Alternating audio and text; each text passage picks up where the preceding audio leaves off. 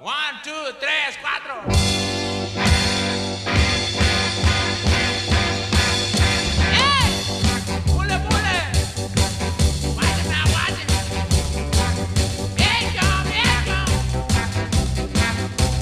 The pole, I'm on the other, just like in real life, baby. No, they were super cool. The band was called Robots, and they were Flowbots, dude. They ride their bikes with no handlebars. I'm not even kidding. I thought it was the Flowbots, and I'm like, they just misspelled Flowbots. That's what happened. This is a Flowbots cover band. No, it was like a metal band. The guy was wearing like spandex pants and like biker boots and a fucking vest with no shirt. They were great. Like they were a fucking awesome It is a cool band. shirt. It's It's very on brand for you. yeah, I mean, it's the one from Happy Gilmore. The boss with the nail in his head's wearing it at the one point, and he's like, the nail comes out in a week. He's like, you can't even notice it. I haven't seen that in forever. Yeah. I just remember Bob Barker getting tackled or whatever. Yeah, Bob Barker and Adam Sandler fighting it out for like 20 minutes. And then who's the antagonist in the movie? It's Shooter McGavin. Yeah, Shooter McGavin's Christopher McDonald. My grandpa always, for as long as I've been alive, would always be like, "Your dad looks just like Christopher McDonald." Your dad does kind of look like Christopher Well, McDonald. he would say Shooter McGavin. Yeah. Have you ever seen him in other movies and stuff? Well, isn't he back now as like the fat dude in The Whale? No, that's Brendan Fraser. They look the same. They're similar. Brendan Fraser was in The Mummy. Yeah, It's that guy. I thought, not he, to say I it's thought not Christopher the same guy. McDonald was Shooter McGavin takes on a bunch of mummies or something, fucking It's firing off golf balls at them. Shooting them. Hole in one, hole in one, hole in one, hole in one. You suck. We're so bad at this. I'm having fun, baby. Yeah, that's all it This is. is nice and cathartic. We haven't done this in 2 weeks. Last week, Joey was busy. I had to get ready for Memorial Day, so I went in honor. Did I even tell you about Sean's car and everything with the show? No. All right, so Dev? yeah, me and my buddy Dev. My buddy Dev, as a birthday gift to me, got me a ticket to go see CKY, and it's at this place called Underground Arts in Philly. You might have been there before. It's like in a basement in Chinatown somewhere. No. I've been, the only like cool dive show place I've been is the Barbary. I think they've closed. They used to do a lot of like rock shows, but they would do like a lot of the rappers we liked before they blew up, like Flatbush Zombies and like SoundCloud tier rappers. They had like shows like that there where it would be like 50 people in this fucking bar with like Nice. rappers now who are big names, but back then in 2012 weren't. Just That was the coolest venue I've been to. I've never, what was it called again? Underground Arts. It was at like some. It was like literally in the heart of Chinatown, and in some basement of some old warehouse. It was fucking sick though. It was perfect for a CKY show. It was like a real tight venue, and it was like a partition venue too. So like we didn't even realize the second band, the Crowbots, were on.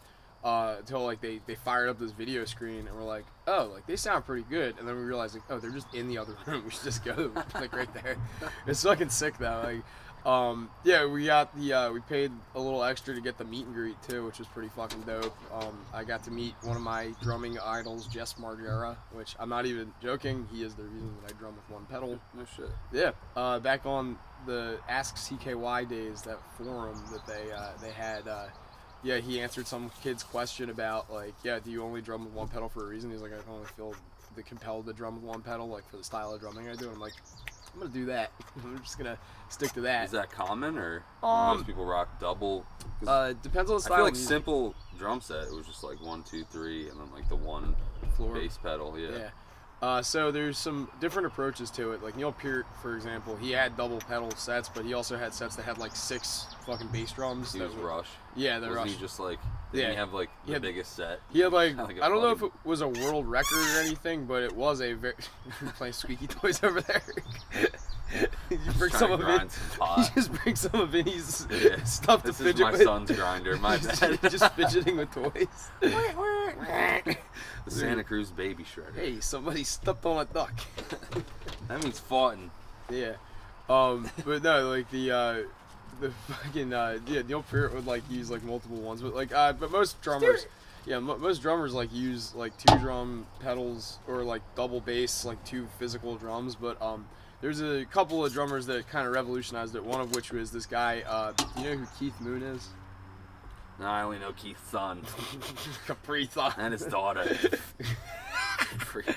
No, I've never heard of him. He's My the bad. he's the drummer for the Who. And, Okay. he's the guy that deafened Peter Townsend for life because he used to pack fucking fireworks into the backsides of his tom-toms and would he was a pyromaniac. Like, this guy was like the epitome of like 60s, 70s rocker, like extraordinaire. Like, he did everything that you hear like oh, that was like Judas Priest did that, or Ozzy did that, or fucking I said Judas Priest, I meant fucking Motley Crue. But yeah, He like was the pioneer though. yeah, for like he was like one of the like the Who were like some of the OG like rock like they would. There was a story about Keith Moon. He would be notoriously late for shit, and they were about to like go from one hotel, get in the bus, and go to another hotel for the next show on tour. And he was like getting ready to come down, and he gets down, gets about to step on the bus. He's like, "Oh fuck, wait, I forgot something." And he ran back upstairs, and and he runs down. He doesn't have anything with him. They're like, "What? Did you forget something?" He's like, "No, I didn't smash the TV."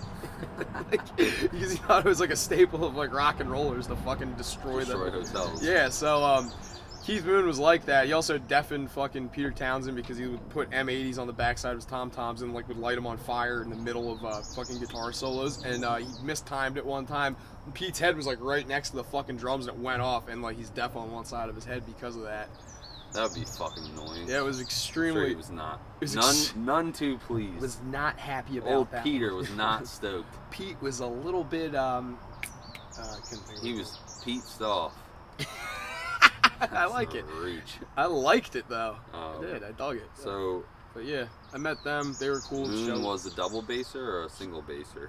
Double basser, but he was like kind of one of the first guys where when you go into studios, you just set up two bass drums.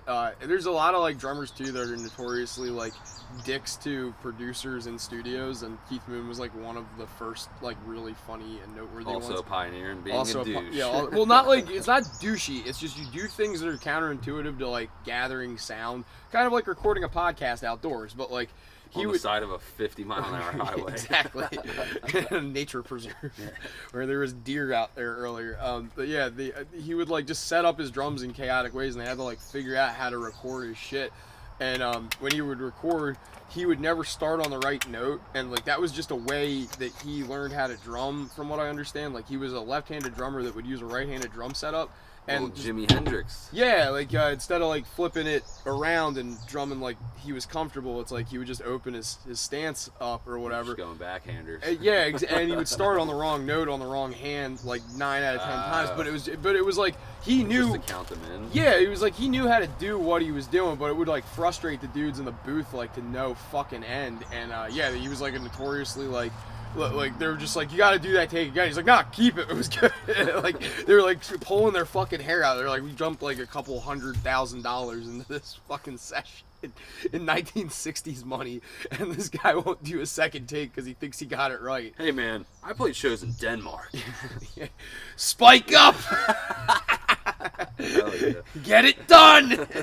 Fuck yeah, dude. That kind of shit. Oh man, I love drummers though. Drummers are fucking nutcases. They're the goalies of the music world. They're the guys that they don't want to get chicks. They just want to make sure that you get in and out on time, and that like they're not too busy loading the fucking van all night. That's like their whole prerogative.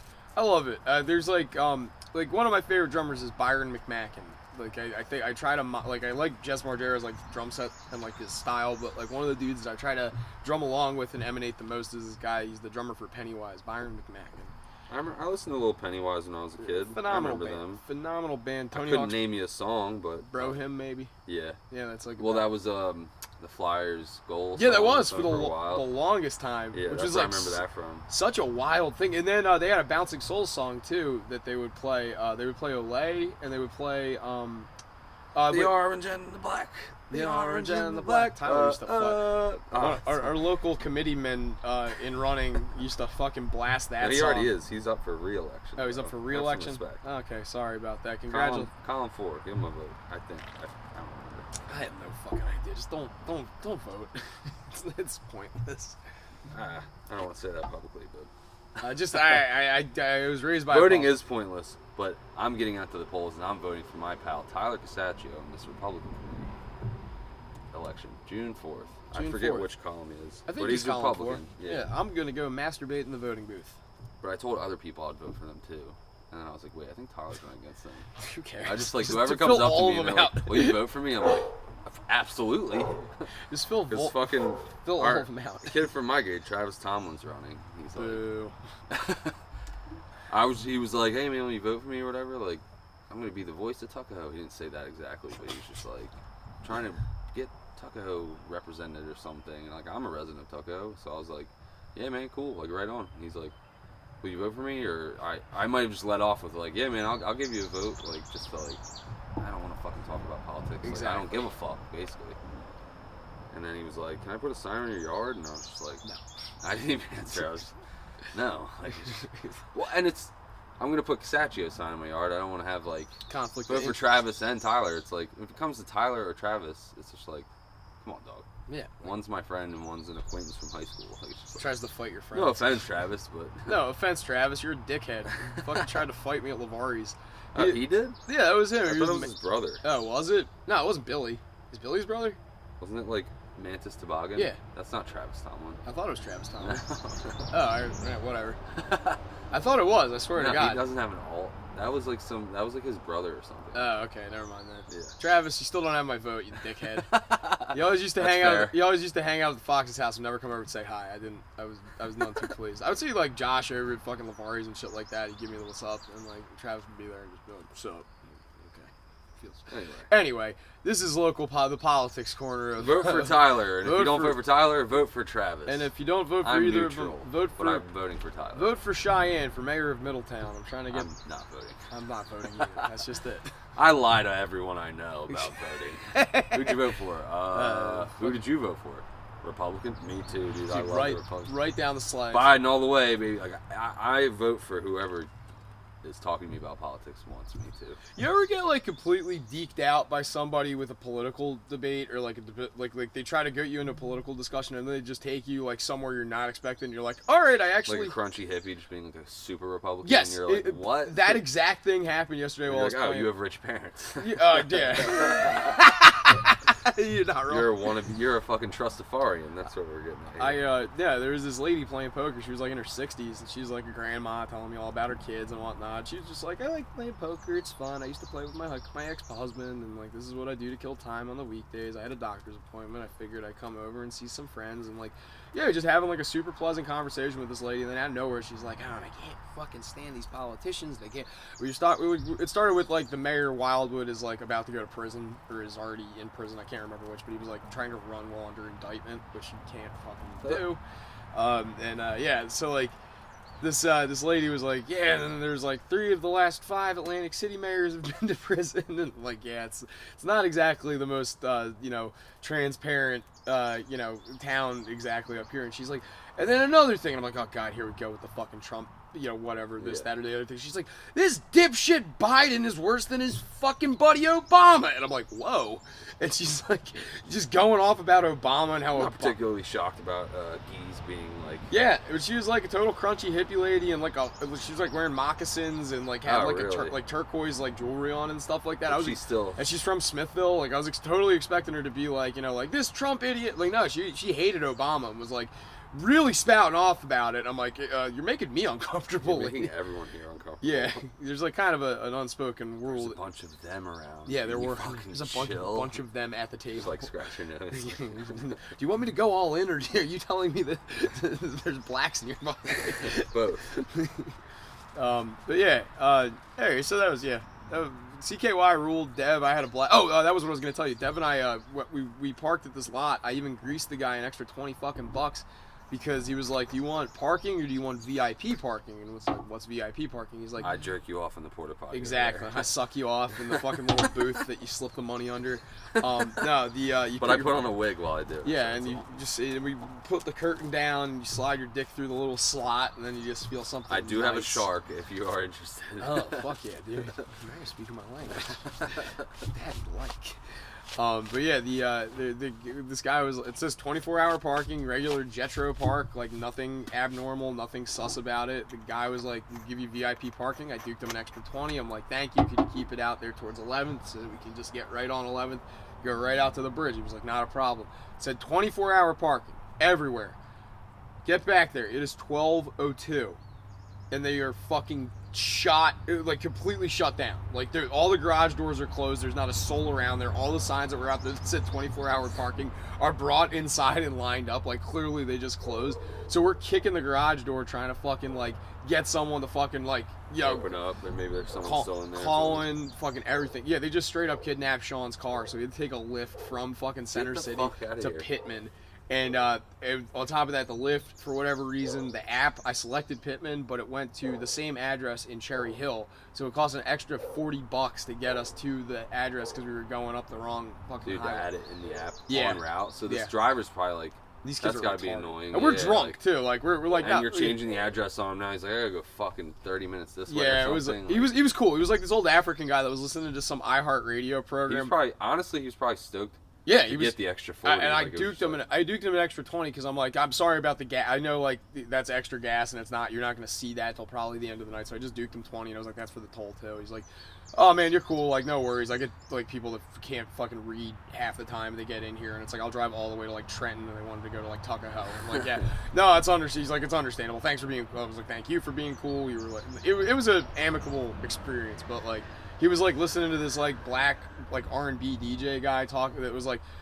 We get in and there's just like a caller on the radio of the show he's listening to, and it's like, hey man, it's like this lady, and she's like, oh well, the children these days, they get up on stage at the shows and they start shaking their butts. I think they calls it twerking, and when they start twerking, oh lord, that looks like so much fun. And the DJ's like laughing, and he's like, yeah ma'am, I mean they look like they certainly are having a good time up there enjoying their youthful. She's like, I'm 82 years old, I'm a great grandma, I want to get up there and start shaking my thing. And me and Deborah are looking at each other like, what the fuck is, like, this is such a weird situation. This dude's African. Yeah, he was like This is America. this is the radio that I like the Eddie to... Murphy movie. Yeah. Welcome to America. Or Yeah, it's called. absolutely. I like when he does that. Coming to America? Yeah, Coming to America, and then Easy Money does the African guy. We are moving. I love That's that. racist. That's cultural Yeah, appropriation. it is. I'm sorry. I'm only... Cancel Eddie Murphy. I'm 1/64th black. His red jumpsuit. No, I meant Eddie Murphy's culturally appropriating. Africans? Yes. He's an American. Yeah, he is an American. You know what? I don't see race. I just see, I just see colors. And I'm worse. blind. Yeah, I don't know what shit. This is bad. I just see colors. It is a very Tuckahoe cast going on today. We got a spicy one for that. Nice fire cast. I'm stuck on that whole Lyft thing. I don't know about Lyft, but I know Uber covers tolls. So like I get stoked. Yeah. If I'm running a DoorDash from Summers Point to Upper, Yeah, I could go through Ocean City, but it's gonna tie me up more than anything. So it's like I get stoked because sometimes on my way out of Summers Point, I'll get something from Uber. And even if it's not paying good, as long as it's going the same way, I'll take it because Uber covers all tolls. That's they sweet. reimburse you. So it's like, yeah, I'm like, I'll take anything off Uber. Like, I don't mind because they cover the fucking tolls. Because it is annoying around here sometimes. You'll end up going through the same toll like 5 times in a fucking day. Yeah. It's like, and DoorDash doesn't cover fuck all. Like, Well, it's bullshit. what I wonder if Lyft did, or if like you might have done that guy a real solid if Well- Lyft didn't cover. Well, that's just it. My philosophy was like, even if he's probably like just local Philly, like he normally is expecting to pick people up and go from like one side of town to the other. He's not like gonna necessitate needing an Easy Pass or something. So he might just not have one, and like if he did, you know, rad. But like he probably isn't gonna get paid on that order till like the end of the night or whenever his shift is finished. Tuesday, yeah, like it comes out whenever once a week. Yeah, whenever you can instant cash out, but they charge you a fee. Yeah, It's like, so like he probably has like a couple of days waiting, and I just didn't want him to be like stuck without any recourse to get like, because that would be a dick move. So I was like, just give the guy 20, and like he'll be able to figure it the fuck out. Yeah. Like, and you know, but as a gig worker, like those jobs are a grind, and any extra cake is massively appreciated. So good on you for taking care of your Lyft hey, like driver. I said- I've only used the Lyft once, and I was super drunk as well, and the guy was deaf, and then I ended up like he could hear, and then like I was drunk and I was just curious. I was being friendly, but I ended up like talking his ear off, and I like don't I think he was felt deaf. bad. I felt bad, so I tipped him like an extra $50. I was hammered, so. But that was the only time I ever took a Lyft. It was just me by myself. where'd you go? I was in Summers Point somewhere, and I just right on. got a ride home, and like the ride was like 30 or 40, and then like I still had like a 50 in my wallet or something. I was just hammered, and like I felt bad because this thing was like doesn't want to talk, is deaf, and he was like, hey, I'm an Uber driver. Like he was like super deaf. He was trying, like He could kind of talk, but like you could tell he had like a deaf, like an affection. Oh, for sure. Right on. But I was like, man, you must get all kinds of girls on you in here, and like, because he was like a decent looking dude and was like, in shape. And he was like, yo, you have no idea. I'm being very offensive. No. I mean, you're painting a picture. Super cool guy, but like, it is nice to hook up your fucking. That's one of those things that me and you don't really use often, like a Lyft or an Uber. It's a luxury. It's a treat, you know. But there's people who depend on those to like get to work and shit, and that's just we called really. I'm kidding. Anyway, next segment. Moving on. I deleted a bunch of my fucking notes. I got another Lyft story actually, because I've only used Lyft twice. I've used Uber a handful of times, but those are like almost like it was back when Uber was still like kind of a novelty, and the first. Especially around here, we're like not. We're not in a metropolis. Actually, Kasach can vouch for this. We got an Uber from some Stockton kid one time. We went to Anchorage or something like that in an Uber.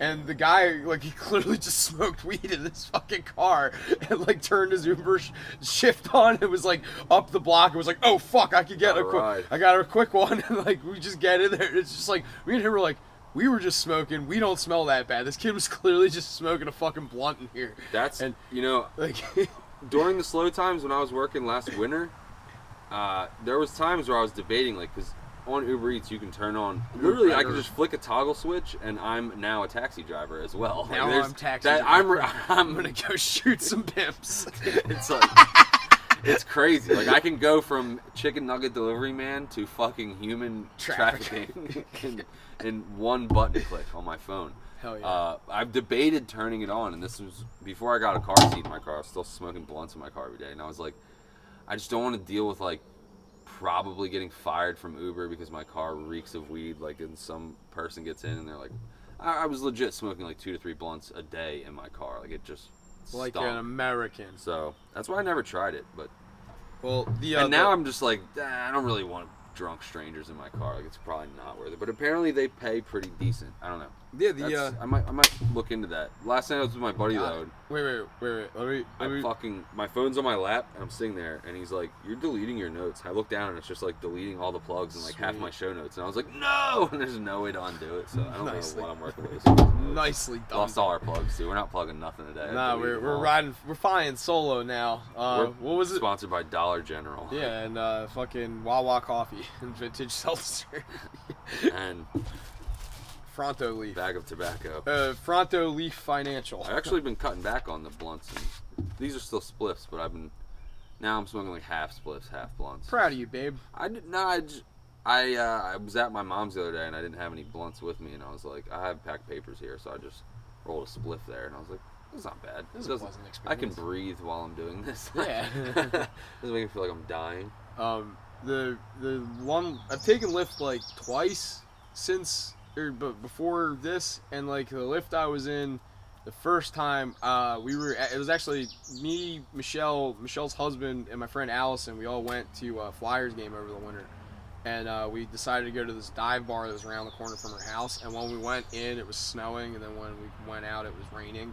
So they're like, we don't want to walk home. Like, it was in walking, it's like about a quarter of a mile away, but it's like, it's just raining, and it's like just safer. $10-$20. Yeah, like, so she bought us all the drinks. Like, I bought the fucking tickets, I bought the fucking Lyft. So like,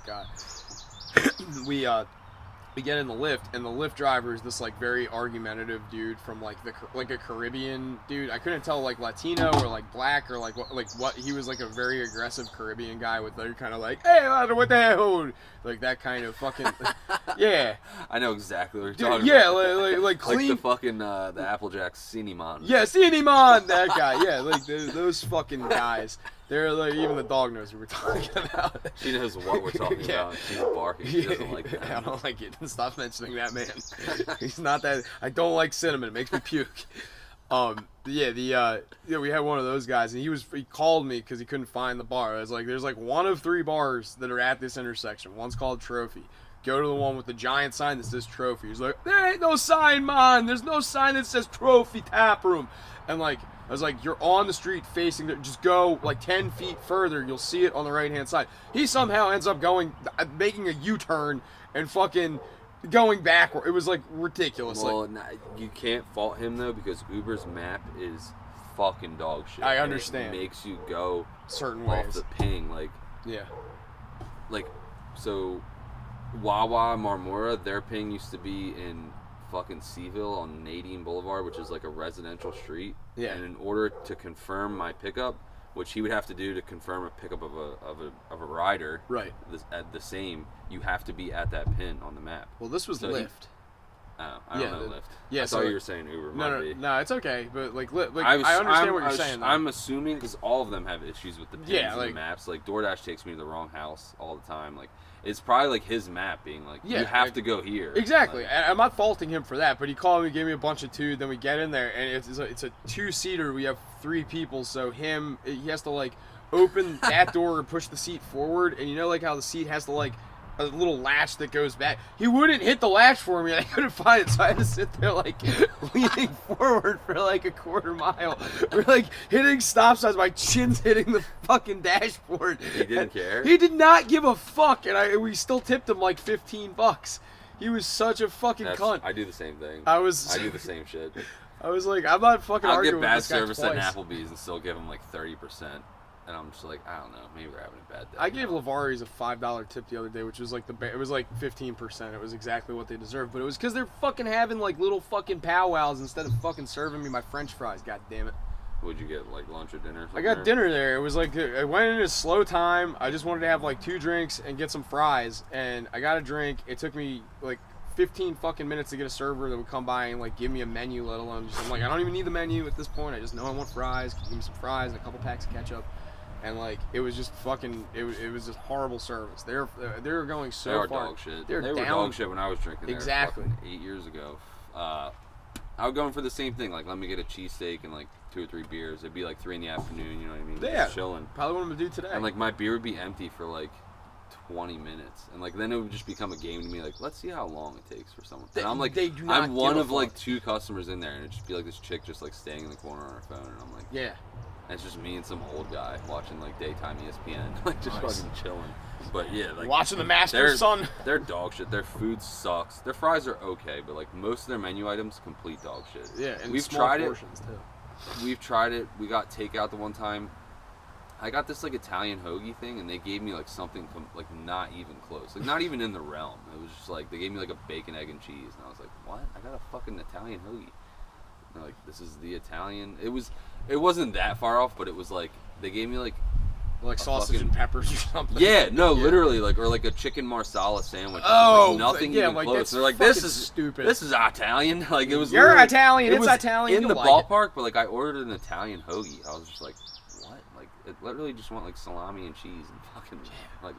But I've given them probably in recent years 3 or 4 tries, and it's just never. No. I'm like, maybe it's different. It's not. They've sucked since they opened. I used to go with my grandparents back in the day. When they first opened, they served us on fucking plastic. Yeah, I got a hand job. Fucking spiders are out. I've seen them at my house a lot too. Yeah, dude.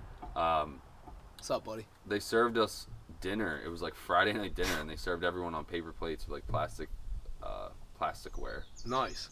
And my grandpa was like, "What the fuck? This is super unprofessional." Pictures all over the wall of like muskrat cookouts. My grandpa was like, Did you ever go to it when it was the Triton? I don't think so. So I remember the Triton, but it was like this scary biker bar, and I was like 5, and I don't think I was ever taken into the Triton. Yeah, my mom used to take me there, and they would hand me a lollipop, and every time I go in there and get a lollipop, my mom would be like, "Wait, who would hang out there? The 16s? Something like that. Vegas, I think. Yeah. Pagans. I think the what's the other one with that? Not Hell's Angels, but they have like an H in their name or something. Fucking like Hellcats or something. One of those like army. I know the big ones around here are the Pagans, and then there's like the Wheels of Soul in Atlantic City. Black dudes. As far as like outlaw gangs, there's more in like I'm probably speaking out of term. I don't know about the support clubs around here. Like there is one for the Pagans. I forget what they're called. The one in Pennsylvania. There's like the Warlocks. There's like a bunch of other like subsidiary ones. There is one around here that is like the minors for the Pagans, but I can't recall the name off the top of my head. But it's mainly around like South Jersey. It's like Pagans, and then the black dudes are the fucking sport bikes. Yeah. Wheels of Soul. Wheels of Soul. They're fucking badasses too. The ones in I have nothing but support for all the fucking clubs. Like I'm not. yeah. I don't want to get beat up by a Hell's Angel for saying Pagans are cool on here, but they're all fucking. They don't care. They don't want to bring violence. You see those videos of like I've debated getting like you can buy like a Pagan support shirt. I'm like, yeah, that's the home team. Like, No, don't. but like if you're like at a gas station and there's like happens to be some Hell's Angels rolling, they're gonna like whack. Spider's on your mic now, right in front of you. Whoa, get off there, buddy. It like jumped up. Hey, stop it. Fucking listen. Knock it off. Don't fucking blow towards me. Look, you're How's your overstaying crawl- your your- welcome, you little fucker. Crawl up your butt. I'm gonna crawl up your butt. I'm You gonna ever seen that stop video? you. There, it's literally just some civilian wearing like a support shirt, and it's like he's wearing like a Hell's Angel support shirt, and a bunch of pagans pull in and hit him, or he's wearing the opposite. He's wearing the wrong shirt. He's and, wearing like, the wrong shit. A bunch of the ops pull in. I think it was he's wearing a pagan shirt, and a bunch of Hell's Angels pull in, like literally like baseball bat him at the fucking the Buc-ee's station in Texas. Hell Like, yeah. ever since I saw that, I was like, I don't really want to get a support shirt. I don't want to do that. There is a cool like fascination though when you see like the squad roll by. They're all in their colors. They're all in formation. I'm like, that is fucking gangster. Like, that is badass. I beg to differ. I think bikers are like. I mean, because Whoa. Listen. Like, look. I think there's an element of crime where you have to have a certain amount of whatchamacallit, like poise. I think as an Italian gentleman, as somebody that appreciates the finer arts of being an Italian. I have no fucking idea where I'm going with that. But no, I just mean like I was raised around like thinking like the mafia was really cool. And I always thought that the mafia would use bikers as like to do their dirty work, so I always saw them as like a little bit lesser. I know that they're lethal. They could kill me just as easily as I could like piss off some fucking wop from Philly, and they could kill me, or I could piss off some gangbanger from fucking. It's just a different Yeah. flavor of criminal. Well, I yeah, enjoy both. Yeah, I've always seen them kind of as like lesser though. I don't know. Like not like that they don't have power or whatever, but it's like they're so transparent with what they They're do. more in the trenches. Than, Yeah, they're not as sophisticated. They're Yeah. blue collar criminals. yeah, like blue collars. That's what I like about them. So I don't view them as lesser, but they're definitely like the high level mob dudes are like in tuxedos and like they're full on like just white collar crime. They're like Yeah. rigging unions and shit. But Yeah. like, the bikers are like, we're gonna make meth in a Mountain Dew bottle and we're gonna sell this shit and we're gonna make a lot of money. And we're gonna go to Sturgis and we're gonna beat each other up and like yeah. I think that's cool. It's not that I don't think that that's cool. I just am like you're so obvious. Like you guys are so. You're still hung up on the scene from Bronx Tale where you're like, No, now that you part's can't leave. no, that part's pretty badass though. But no, no, I mean more just like that. There's like an element of like people that if you're gonna commit crimes and commit crime well, you have to be able to This is a conceal it. Stanhope bit. Yeah, He has a whole thing Yeah. about that. He's Yeah. like, well, maybe if you're gonna transfer those 2 kilos of meth, maybe don't do it in the fucking super loud Harley with Exactly, your yeah. fucking with your Girl Scout troop vest on. How about you fucking get a minivan? And yeah. fucking, You're Winnebago. he's like, you're fucking sticking out like a sore thumb. But I don't know. I disagree. Bikes are fast. They can run from the law on the bikes. That's another element of it too. You got fucking power in numbers. Like when you guys rumble out, you can get some fucking serious shit done. That And way. then the whole pack can just block the road. And the one guy with all the crank in his fucking bagger can fucking... I don't know. I just like I These said. are all hypothetical. Like I said though, it's like there's something about being that transparent. There is cool. Like I'm not saying that it's not cool and that those guys aren't fun to hang with, but like I've always been like there is a sect. I think the higher levels of like the 1% clubs they're always just like they try to not go public, but they do like the Toys for Tots drives. Yeah, they do like this, kind of like political stancing. Like we're not criminals. Like we're just a club of bikers. Like they try to like be like we're being wrongfully persecuted. Like we don't do anything illegal. Like, Yeah.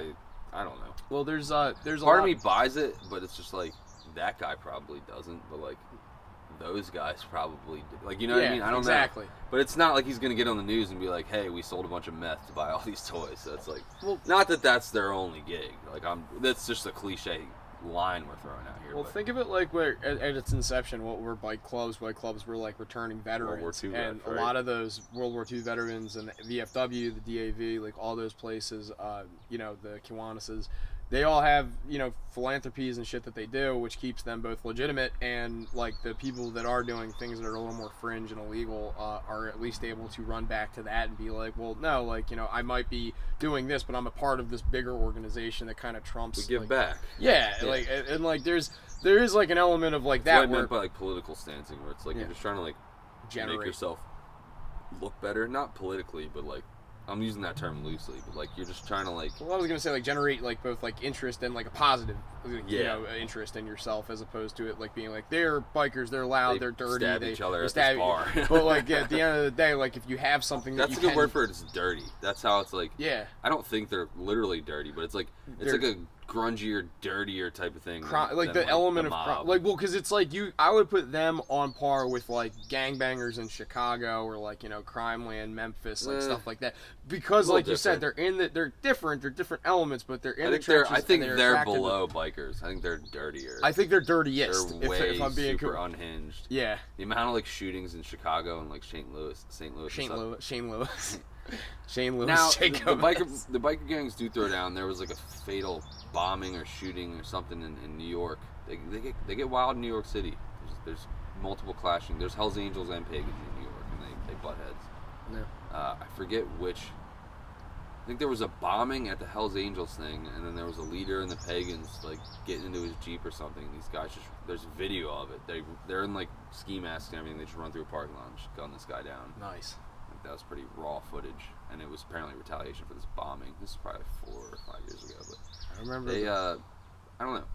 I wonder what the level of it is down here. 'Cause I watched like the documentary. They talk about like the Mother Club, where that's like the bigger pagan dudes, and they're more like I don't think they're down this way. I think they're more like Central or North Jersey or whatever.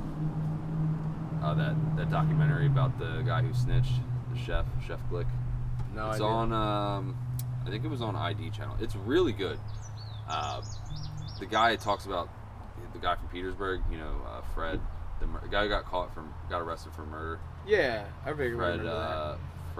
Fred Augello, whatever. I don't know how to pronounce it. I don't want to butcher it. Free Freddy. But he's still on Facebook somehow, and he's always like, that fucking fraud documentary. But like, it probably was bullshit, but they did make it very entertaining. That's fucking awesome. Yeah, it was really good. Nice.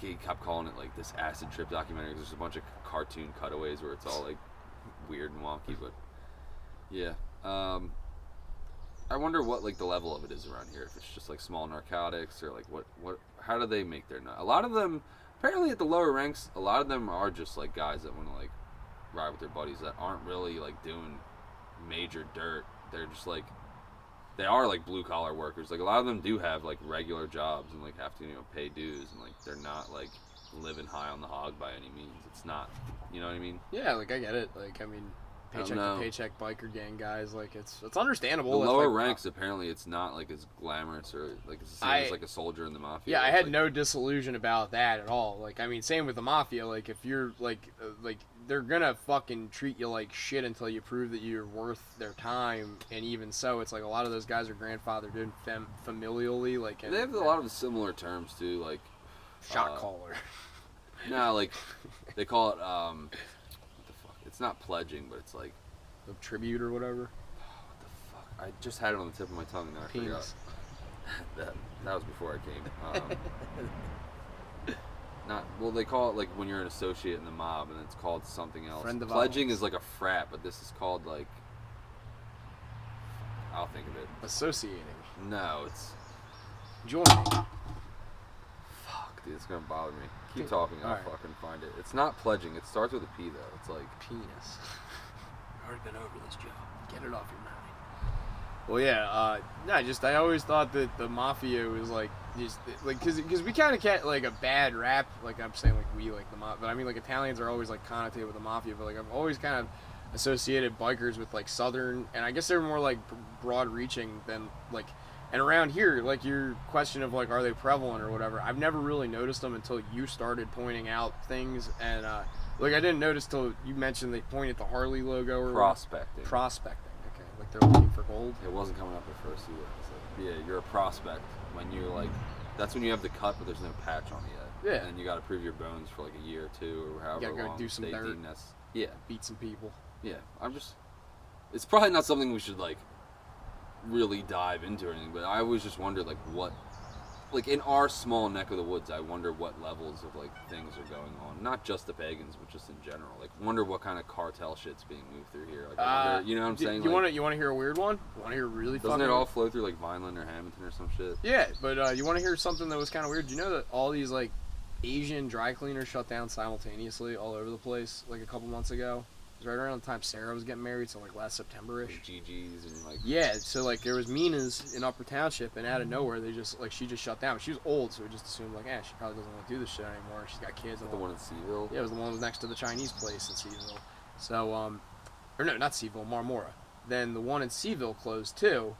And then... Lisa, that's where I used to And then the one in Summers Point closed, and then the one in Linwood closed, and then the one that, like, I had to get a suit retailered, and I had to go all the way to basically... the cusp of Pleasantville, like place that's like by that old Wawa up there. That's crazy. The last one I had to get worked on, Lisa was still open, but this was like 2 years ago. Yeah, and I wonder why. There's like a theory going around that like all of them like know something and they got out of the country while the getting was good. Like something was gonna be up with their like status, or like there was gonna be some kind of deportation. They got spooked and left. Also, there's always also there's always the theory that my dad pointed out that Asians have like a proclivity towards hiding money through like, you know, business fronts. So that a lot of these might have been connected to either a bigger source or like they might have been laundering money, you know, somehow like down the chain of command, hiding shit, you know, moving people, whatever it might be.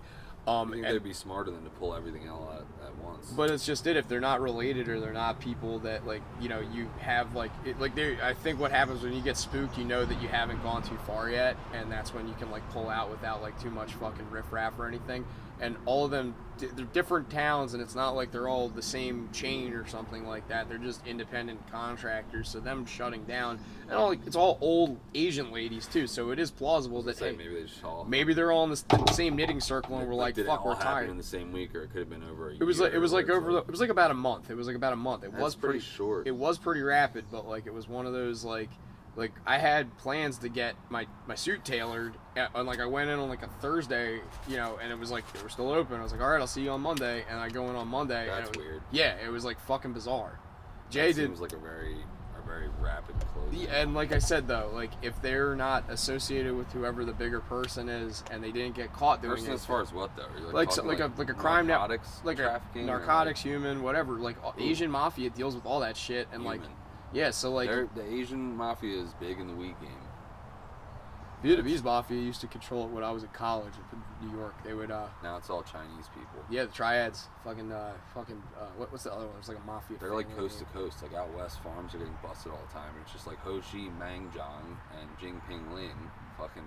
Yeah. Like it's like everyone that gets caught there. It's not like Mexicans in the fucking state forest anymore. It's just Chinese people. Chinese people are buying farmland and just like filling them up with bushels of weed and just sending them to New York and having fucking their nephew Ching Chong Ling fucking yeah. How do you know all these names?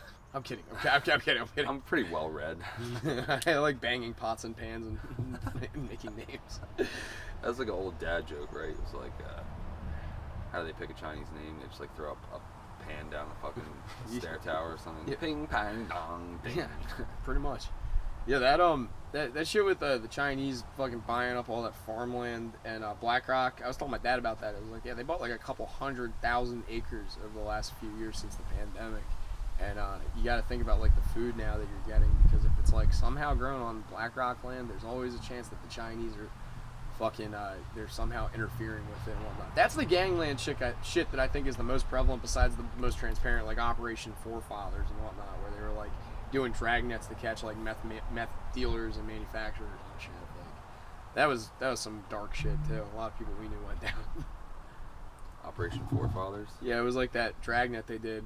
My friend Woody, actually, I was working at the bowling alley at the time, and that was when they got all the heroin fucking people. Well, heroin, meth, and they were using. So I didn't know this until after the operation had concluded, but they were leasing out farms and like barns and shit on people's land. Like if you had like an unoccupied like barn space or whatever, the state police would come in and be like, we're gonna vet, like we want to check to make sure that like nobody's back there, and then basically set up like cameras and trail cams and like, you know, recording devices and stuff and have like these like satellite like micro operations going on, and would facilitate drug deals in like ways that it benefited them having these assets. Like, and he was like saying like, yeah, you can go to like the fucking Belle Plaine State Forest, and like they'll tell you like go here, go here, go here, whatever, and you drive by like 10 cameras, and you wouldn't even know it. He's like, that's fucking wild, dude. And like he's like, stadiums are the ones that are taking the like they're the ones responsible for it because they're the ones that are trying to like, you know, facilitate all these like drug buys and like busts and shit.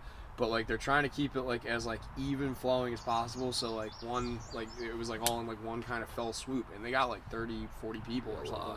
Yeah, and they're like heroin and meth. Yeah, so. And it was wild though. Like the extent they were going fucking through that means that they have their fingers in some kind of pie around here, knowing like I mean like confidential informants obviously, but like they have like the know-how that there's something like big going on around here, and they're keeping their eyes on it and whatnot. Like it's fucking frustrating though, because they act like if you like we're at like a police kind of state thing right now where it's like you're supposed to like almost be inclined not to commit crime because they're like we know you're just gonna film yourself doing it, or we know you're gonna have like evidence that you leave for yourself or whatever.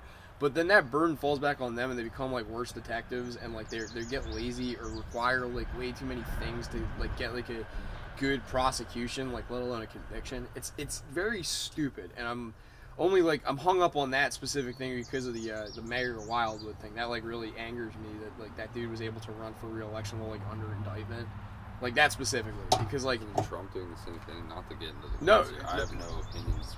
No, just it's like it's annoying that people can like both gum up the legal system and they can like find ways to like, you know, wiretap you or whatever, or like, you know, get this, and it's like we're gonna listen to what you're doing anyway, but we're just gonna be selective with what we use to prosecute you, or like what's admissible as evidence, or like, you know, however you swing it. It's just very fucking annoying to me. Like it just, if the person is guilty and they admit that they're doing something illegal or like they incriminate themselves, then like own it. Like it's fine. We have hard evidence of it. But when they like do this, like, you know, we're gonna create entrapment cases, and like, you know, that's the only way that we can get like an authentic prosecution is by entrapping people. It's like, well, now you lost me because you've created it. Like, what it boils down to is I never want like if I want to go get a prostitute, goddammit, I don't want to worry that I'm gonna get arrested because you're looking for some dude, some Hell's Angel selling meth or whatever. I'm just looking to get my dick sucked, and you're setting this fucking convoluted set of fucking, you know, sequences up to get like information out of somebody that's not even a party to the crime you're looking to convict people of. It's like shit like that. It really annoys me. The Forefathers one though, I'm like torn on. Like,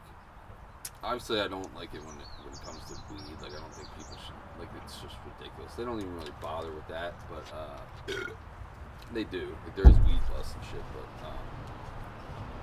I'm not really too upset at them for going after people selling like meth and dope. Like I don't yeah, exactly. I don't like, really think they got bad people off the street, and they got fentanyl out. Like a lot of them are addicts, and like this is a long, winding road you can go down. The disease of addiction. Like a lot of these people could have been selling drugs to support their own habit.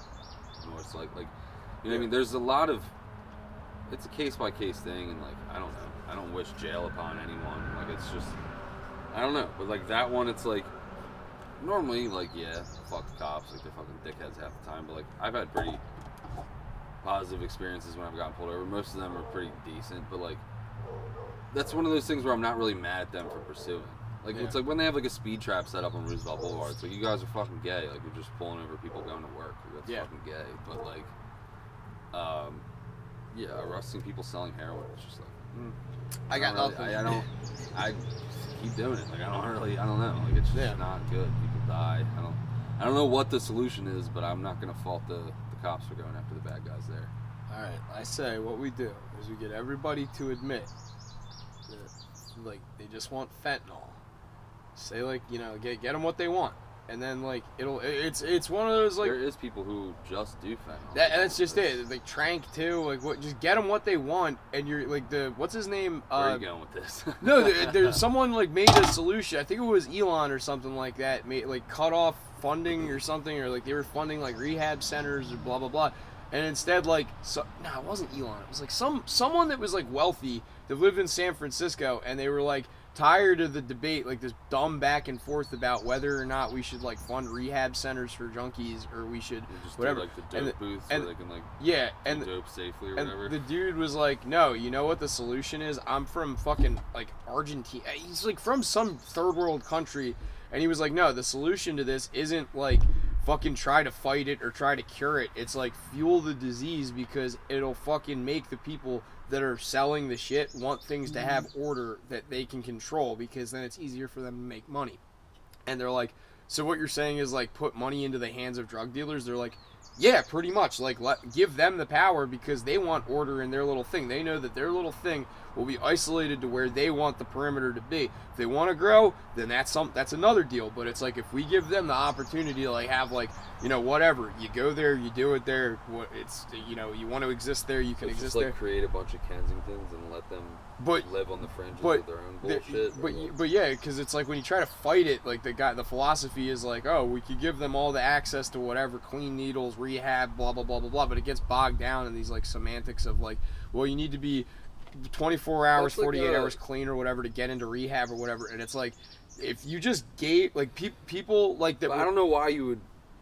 The argument as far as legalization is to no, not legalization, just fund the drug dealers is what it was. I'm saying the opposite side of the fence though. The argument for legalization is to, you know, crumple the black market and, you know, essentially like how the liquor industry has gone from like the mob and the moonshiners and all this with the massive, you know, making bank, whereas now there's not really big time liquor operations or anything like that. That's the idea of like Rogan's talked about it and countless people where, you know, legalize heroin and let people go into a place where they can like purchase it and use it in a safe space where there's like, you know, a nurse on standby or something like.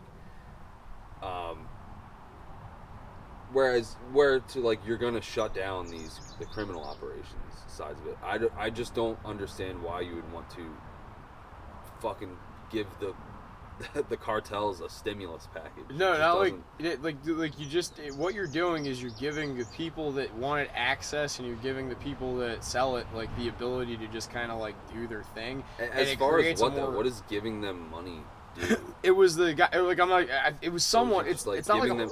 In my head, I'm like, is it giving them more money so they can buy more bulk, so the prices go down, so the customers are happier, and then everyone just like goes there? It's more like just like shutting out the competition just to localize. No, so like think of it like this: there's a lot of police money that goes towards crime fighting in these specific circumstances we're talking about, like narcotics dealing, narcotic trafficking, and like, you know, fucking overdoses, shit like that. So if you were just like all of those police assets and allocations were set elsewhere, you're just like, no, we're gonna let you not focus on this shit. We are just gonna let these people run their own little fucking thing, and you have no business going over there. If someone overdoses, we'll send an EMT or like whatever if they request it, but for the most part, it's like the burden of that's on them.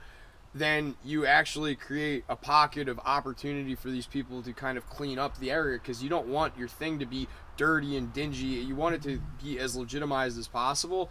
And even though these people are like hurting and harming themselves, it's like letting the mob run Vegas at its peak. It's kind of like, and you could get more done because now the police aren't like fucking just chasing idiots around. It's like it's all centralized to one area. If one of those idiots crosses the line, does something out in just the nature of drug addiction, as far as like harder drugs, it's like it's just dirty. Yeah, but have like a bunch of smelly people where you just put them in a random apartment or something. Here's a really good example of it, and I know it's like obviously every time people like try to make this, they draw it to like the Netherlands, but I think it's Norway has like a rehab thing. They had like one town that got like particularly bad with like how like dirty it was getting, and it was like drawing like tourism away like to that extent because like people were getting robbed and like stuff. So they're just like, we're just gonna like set like and this was state funded. This wasn't giving like Albanians like fucking carte blanche to do whatever. The state was just like, no, we're gonna intervene. You guys are getting it somehow. We can't figure out how that's happening or put a stop to that. You're gonna get it one way or another. So we're just gonna make it decriminalized if you're in this like one section of town. And there's like a methadone clinic there. There's like a hospital like triage there. There's like all the stuff that you really need access to. And when you're done, like, because we know you're gonna like once it becomes too easy and too much of a routine, you're gonna realize how much you're harming yourself. We're gonna have job placement like right in this other area of town that's kind of close by, so that when you're like when you're ready to sober up, we can just take you from one to the next and then kind of slowly reintegrate you back into society. And it worked. It worked so fucking well. They had to shut the place down because there wasn't enough people coming in. And it's like one section of I believe it was Norway that like they just fucking it just like kind of cured over the course of like 15 years like all of this fucking addiction. But I mean, at the same time, this is also America. Shit's a little more excessive over here. We don't have the same sensibilities. So larger scale, much more people here. and yeah, and there's like also economic disparity where now you'd have And like did Norway get Purdue Pharma'd?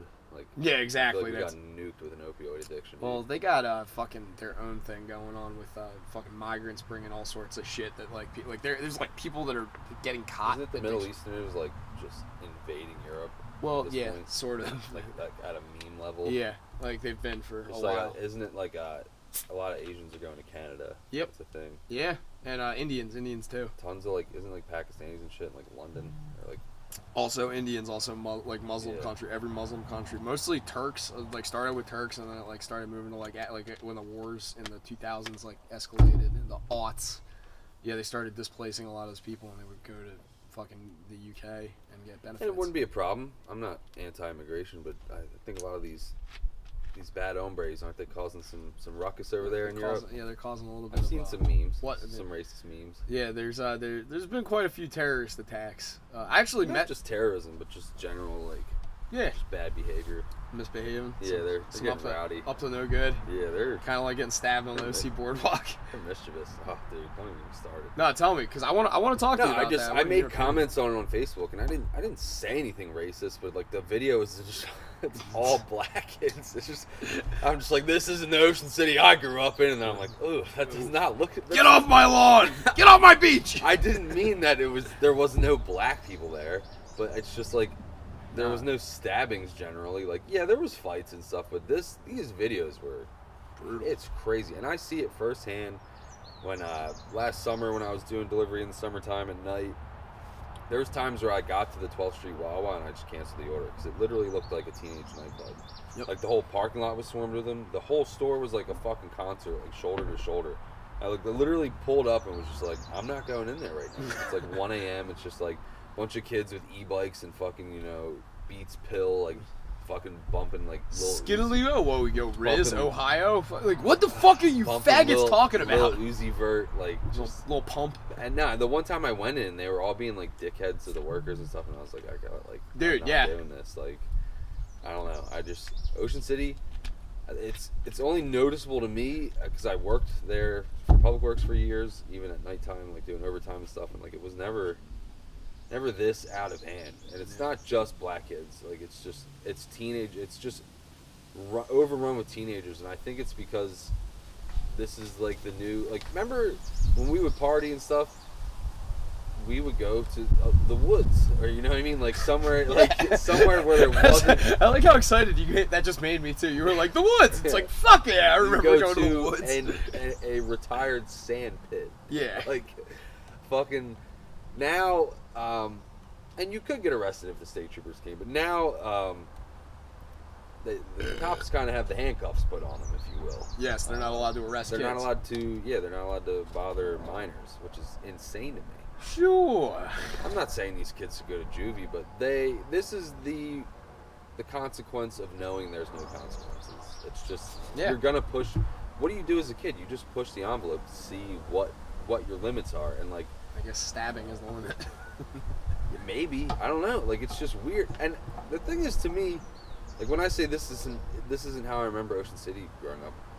Ocean City was like the worst place as far as cops. As far as like if you wanted to be a little hooligan and try and smoke some weed or just steal a fucking candy bar from the dollar store, like Yeah, man. they were lurking. Ocean City was not fucking around. You didn't want to drive there at night. Are you Like going supersonic? You hear that, right? I'm not going crazy. what? That fucking plane or whatever? I heard a motorcycle go by. No, there was like a plane that just went like supersonic over the house. Anyway, fucking. I didn't hear or see any aviation. You activity. hear like a slam and it fucking like. I heard. I swear to God, I heard that. All I right. should have a motorcycle. We'll hear it back on the playback. We're gonna play. Jamie, can you play that back real Run that quick? back. Yeah. Shep, run that back. Shep, get over here. Producer Shep. I was actually thinking about calling Ian today and having him come out and produce, but yeah, fucking floundered on that. What are you gonna do? What you gotta do? This Our I tip touching podcast. I got one little thing I want to touch back on actually. If you're cool with putting. What were we just talking about? Ocean City. Oh yeah, I was just gonna say like. The kid, like, I just remember being, like, scared of the cops in Ocean City. Right, now it's yeah. just, it's weird to see, like, these riots, and I'm like... The fuck's going on here? I'm not even, like, pro-police, but, like, I'm also not pro-anarchy. Like, I think, like, this... if I was a teen, I wouldn't have been stoked to be there. Like, I was just trying to, like, hang out and, like, drink sodas and eat pizza and, like, watch my friends strike out with girls. Like, you know what I mean? Yeah, like, watch me strike out with girls. Yes, like, it was just like, let's just walk around and eat french fries. Like, the boardwalk ruled. Like, it was never, like, a fucking prison riot. You guys like, want to go play mini golf? That's Fuck like, yeah. this might sound gay, but I think the Ocean City Boardwalk's like a sacred, like, yeah. It's like, it's our childhood. It's just a safe place where, like, right. I don't buy into, like, the America's Greatest Family Resort, but, like, I take my fucking kids up there. Like, you know what I mean? It's just like, I'm on the opposite end of it now, but, like, it just seemed like fucking Disney World there. There was never any danger, even at night. Like, it might have got a little rowdy, but everything was pretty kosher growing up there. It's bizarre to see, and like that's what I meant by my comments of like this is not the Ocean City I remember growing up in. Like, it's just they need to, I don't know, Wildwood. You know, speaking of the mayor, I don't know how legit. They instated a state of emergency. It was just a fight apparently, and then like someone said they had a gun. Well, it was like similar to like the crowd size is what was going on in Ocean City. Like, even if there's no stabbing in those Ocean City videos, I don't even know if you saw them. Yeah, I saw the fight, and I saw the video of the kid black getting chicks stabbed. getting like arrested. Yeah. And, like, the one guy with like the hoodie just starts like swinging a fucking knife and running around like a fucking Naruto character or some shit, dude. He like has his head down. They do like that. Yeah, I mean, they do enjoy their anime. It's just weird. I don't know what the solution is. I mean, just start locking up all these teenagers, and eventually they're like, hey, we should go back to the woods. Like, well, yeah, I have a good idea. I get you guys are gonna be rowdy, and like, I'm all for having a good time, dude. You're only fucking 16 once, but like, you don't need to like stab each other and like, I don't know. I think that they need to Kids, like we did the same shit. Like, there was we always didn't stab each other though. No, but I'm saying like the Tucko crowd and shit. There was always fist fights at like every party. Like, there was fights all the time. It's just, I guess it wasn't on like there was fights on the boardwalk, but this was beyond a fight. Like, even without the stabbing, this was like a fucking stampede. Here's what it comes down to, and this is when we were kids, Ocean City, like you said, there was all like Ocean City was this magical La La Land place, and they wanted it to, as you said, pretend to be Disney World. Like, it had to be this paradigm of like safety and like kid friendliness and like family orientation. Their whole shit. And that's their whole fucking friendly, that's their bread and butter. And I remember getting really frustrated with Dry Island. Yeah, like I would get frustrated with like how oppressive it was, but at the same time, when you start like getting to like 12, 13, 14, well, you get to like a certain age where you start getting freedoms. It's like, okay, this is a nice middle ground because I can go do stuff like on the Wildwood Boardwalk, but there's less of a chance of like some chaos erupting because Wildwood's always been whack. Yeah, it's been. I remember going there as a kid and feeling about Wildwood how I felt about seeing those videos. Yeah. I was like, what the fuck is this place? And like, you watch that documentary on Wildwood too, and it's like, shit hasn't changed, just the color of people has changed. It's fucking bizarre. It's just used been to be a bunch of wops, and now it's just a bunch no, of it was like all these like fucking Delco fucking like trash Irish people, because like Wildwood, Atlantic City for the longest time used to be like the draw for black people. Like, they would all go to Atlantic City, and then for some reason, sometime when my dad, White or whatever his name was, fucking the guy from Boardwalk Empire, Chicken Bone Beach. Yeah, he was. I think his name was Chalky White. But like, yeah, they fucking like they would go to Wildwood like in like my dad's childhood. The Irish or the black people. Pisons. The black people would come down, and there would be like gang riots like between them and the Puerto Ricans. And like, it was like out of nowhere, Jay was just like, yeah, there was just like this day where it was like one day everything was calm, and then the next day on the beach there was like people, like lifeguards were getting beat up and shit trying to break this shit up. And yeah, it was kind of like a real rapid thing, and then like, what I also see is like South Philly scumbags. Yeah, like that Italian chick who like spit in a cop's face or something, got like tackled, and she wouldn't show her ID for having like a beer on the beach or something. Fucking minor, yeah. Yeah, that was great. She was like Philly scumbag. But yeah, she was white, and that was like what this documentary showed, was that it was like that like element was always like kind of concentrated to one area, but for the most of it, it was like all this Delco trash that was just like, yeah, you want to get a hook up in my fucking taco, like, yeah, like shit like that. It's not fucking It hasn't changed. It's just there's All more. my in-laws There's are like from fucking Delco. it's like the owner of the restaurant is from Delco too. And It's Yeah. like fucking hilarious. I showed her that documentary and she's like, "This I like make is fun terrifying." of it, and I'll make fun of the accent, and like, but then sometimes I'll use the term Philly scumbag, and Tina's like, "Wow, like, dude," I'm like, "What?" No, you're fuck. Stay in your lane, Tina. You are a Philly scumbag. It's, just, it's a loving term.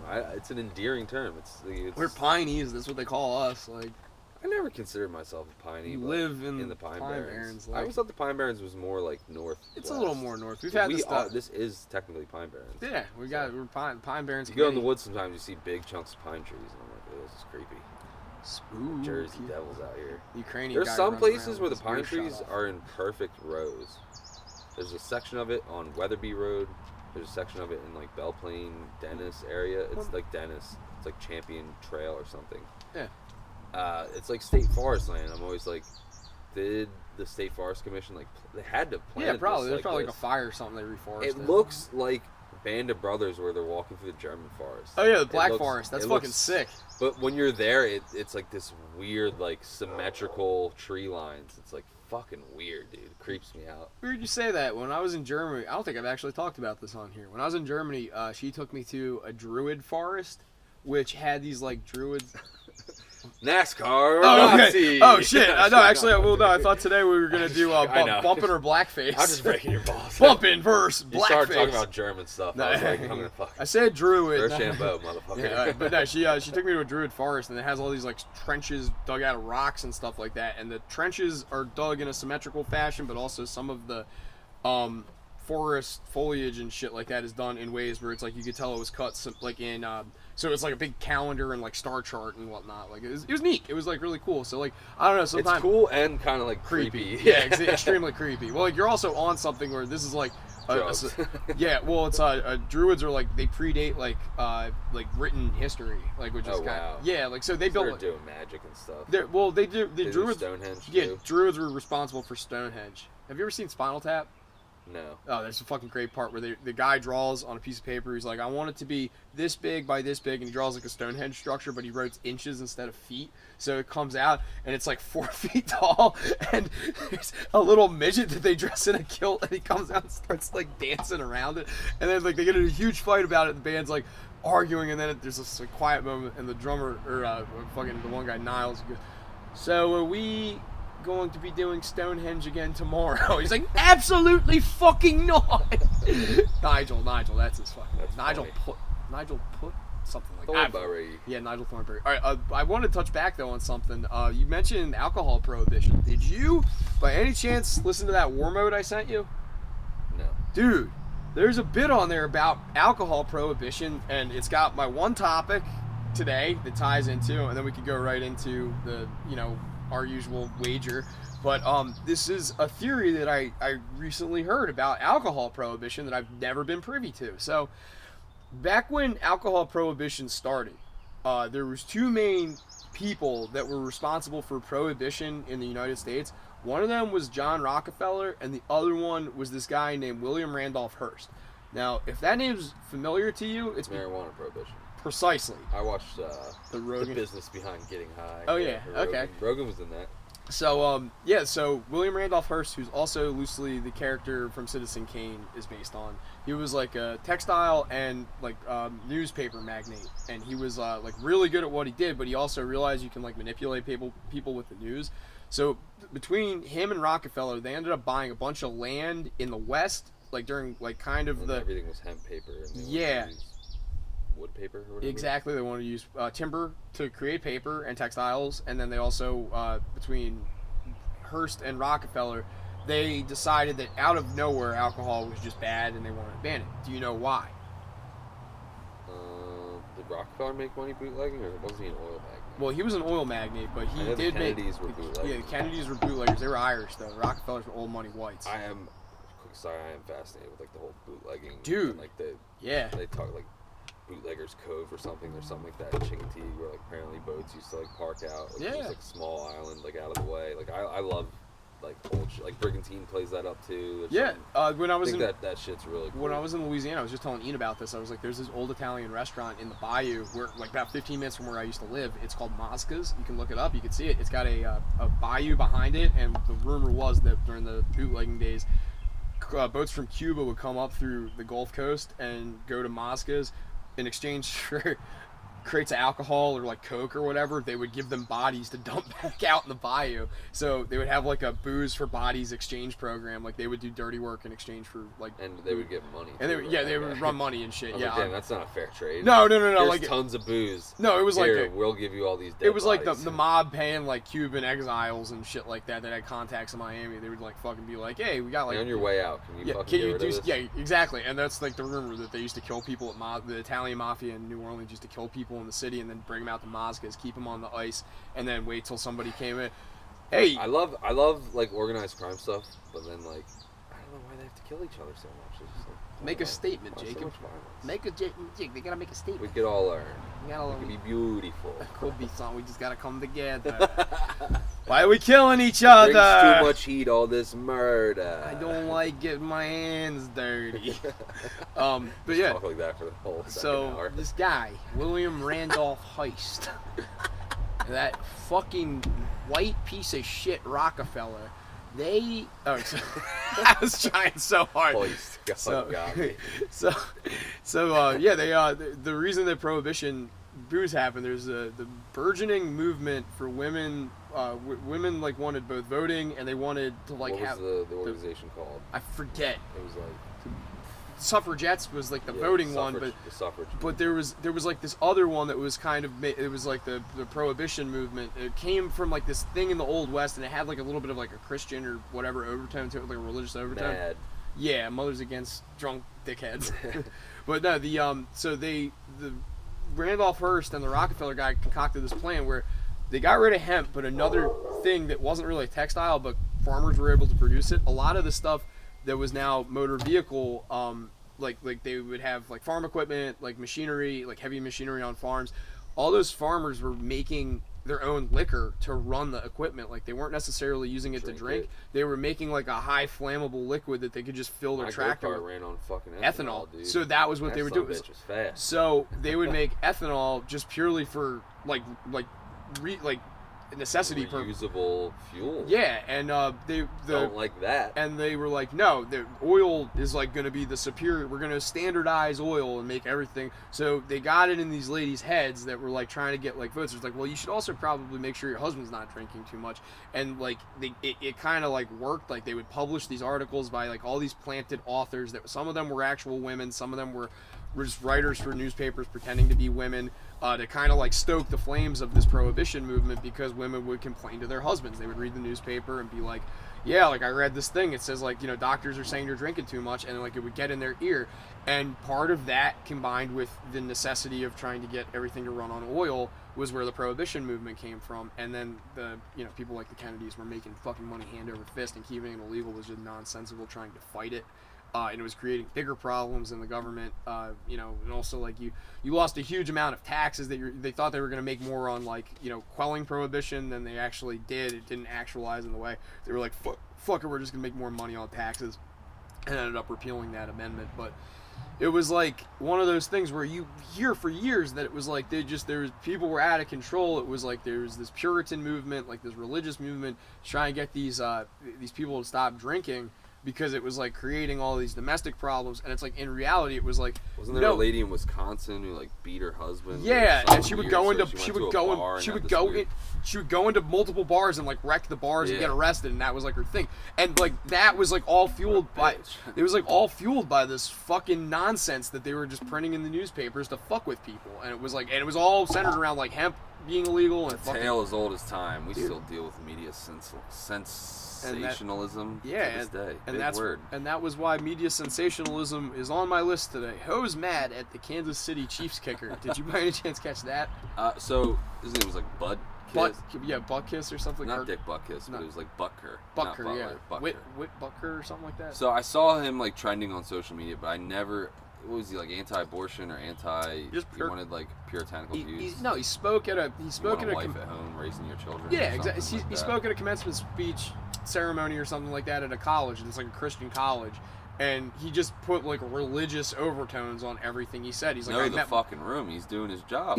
That's what I'm fucking saying. It's a publicity stunt, you know. And the man is at a Christian college. He's gonna reinforce Christian morals. Not even. What do you want him to go up there and say? Like, it's not even a publicity stunt. It's like abortion is a human right, Yeah. and he fucking like takes a shit on the floor. Like that's.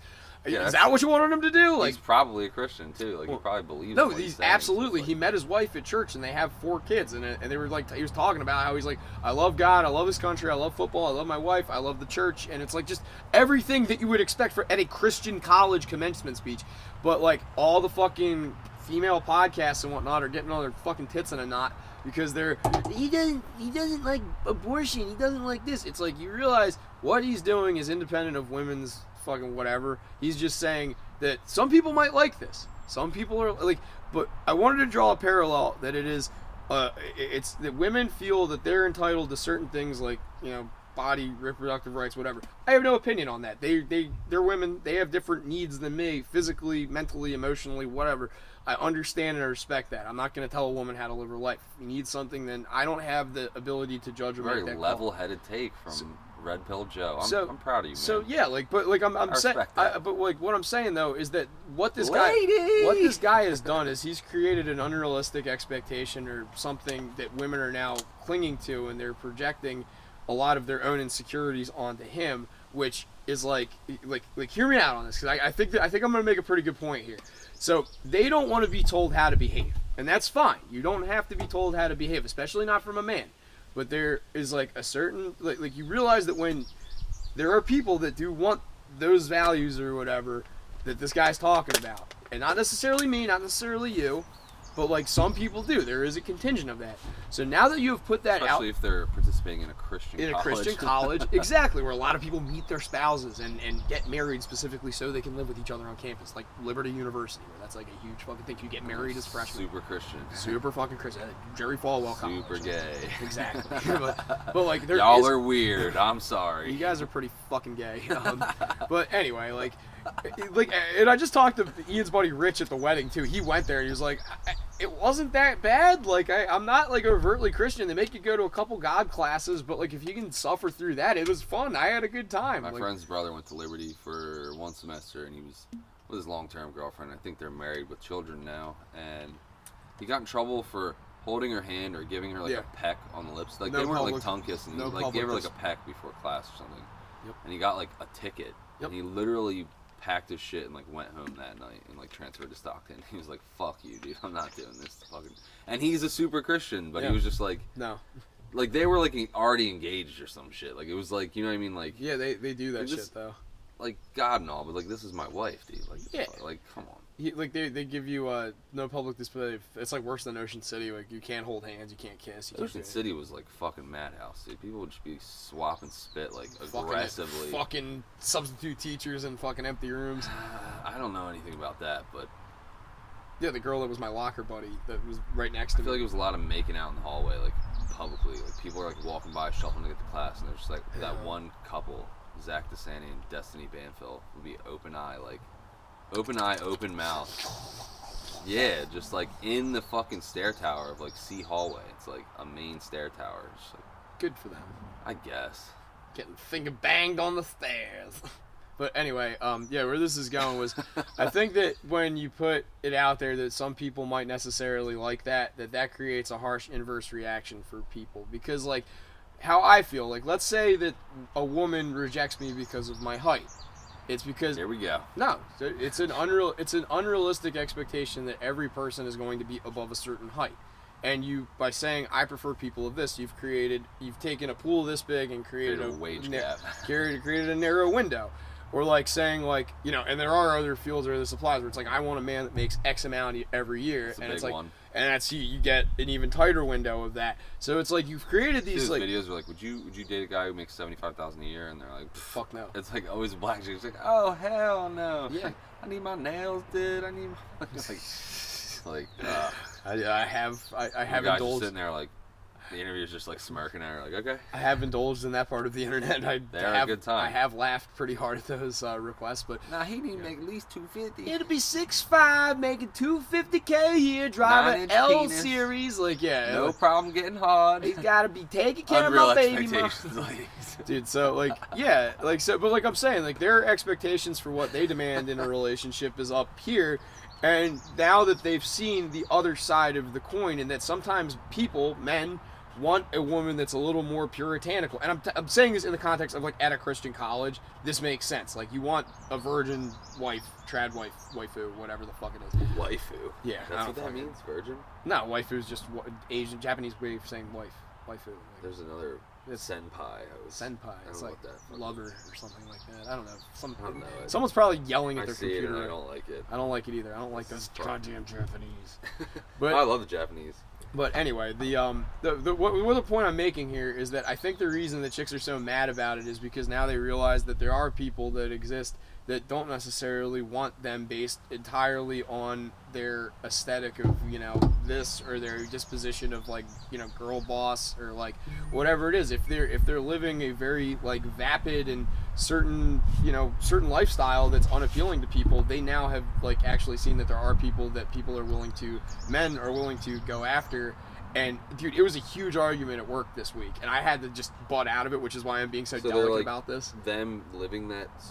Yeah, like so being told that a Them man living above their means makes them more desirable to a man. No. I lost you halfway there. No. So like what I mean though here is like, let's say I say that I want to, like, not me, but like in the context of an argument, a person wants a girl that is, you know, has never been married before, no kids, you know, doesn't want to work, So it's wants the to be new tradition. Yeah, the trad. Opposite end of like, I want a guy who's 6'3". Yeah, who makes that's 400K. a yeah. year. So now that they see that people are actually seeking that, or it's kind of been put in their face, I feel like this is that like, I'm mad because I can never be that. It's like, well, I'm not mad that I can never be 6 foot and have like a 9-inch cock and be black and play fucking defensive guard for the Dallas Mavericks. Like I'm not resentful of that. Position, It's I just, think. yeah, I don't. Defensive guard. I thought you were going to say like defensive end. No, whatever. I don't fucking know basketball, but Power forward, point guard, forward, center. defensive towel I think boy. there's 2 forwards, point guard. I'm gonna power be, forward. but still, regardless, what I'm saying, the point I'm trying to illustrate is that there's stuff that women want that I can never be, and I now can't there's a be lot of 6 feet. Yeah. You can't not be a whore anymore. Well, it's like, yeah, like you're used You're a whore for goods. life. You're used goods. Like it's fine, and it's fine to say. I like used goods. I enjoy it. I like a bargain. The Mark fucking Norman bit about fucking fat chicks, where it's like fat chicks are like Walmart. You don't always want to be seen there, but at 2:30 in the morning, you walk in drunk, you're like, yeah, this is pretty nice. I'm glad to have these around. Like that's just it. Like, look, accept it. Live in reality and understand that there are people that are going to like you for your flaws. Like, there are people that will like you seeing past flaws. Everybody has flaws. Nobody's perfect. I think it's funny that they're getting hung up on this point, though, that people might want someone that's not. They might want to settle down and marry someone that's not didn't have a phase from the time they were 16 to the time they were 29, where they were just fucking everything in sight and doing hard drugs, getting tattoos, you know, piercing themselves shut. Like it's, and I know I'm Stop just talking about my old lady like Hey, that, listen, all right? listen. But that's what I'm saying. Like people can look past that and find charm in that, but there's a contingent of people that don't. And like, do you think that I don't want to fuck a supermodel? You don't think I want to settle down with some 6'7", you know, Dutch gazelle that I can go up on every night and fucking make a fucking pillow?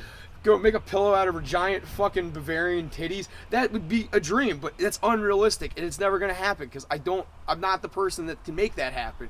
So just like, You could. but that's what I'm like. Look, I There's a will, there's a way. There's you a get, will. You get a J1 Russian at Acme or something. Yeah, Pick fuck one of them off. yeah, fix her teeth later, you know, whatever. Oof, Madona's choppers. I can tell you were from Siberia by the way you were chewing on that wood, you beaver. Oh, This is the girl Tracy, the stripper hooker on Sopranos when they got her braces or something.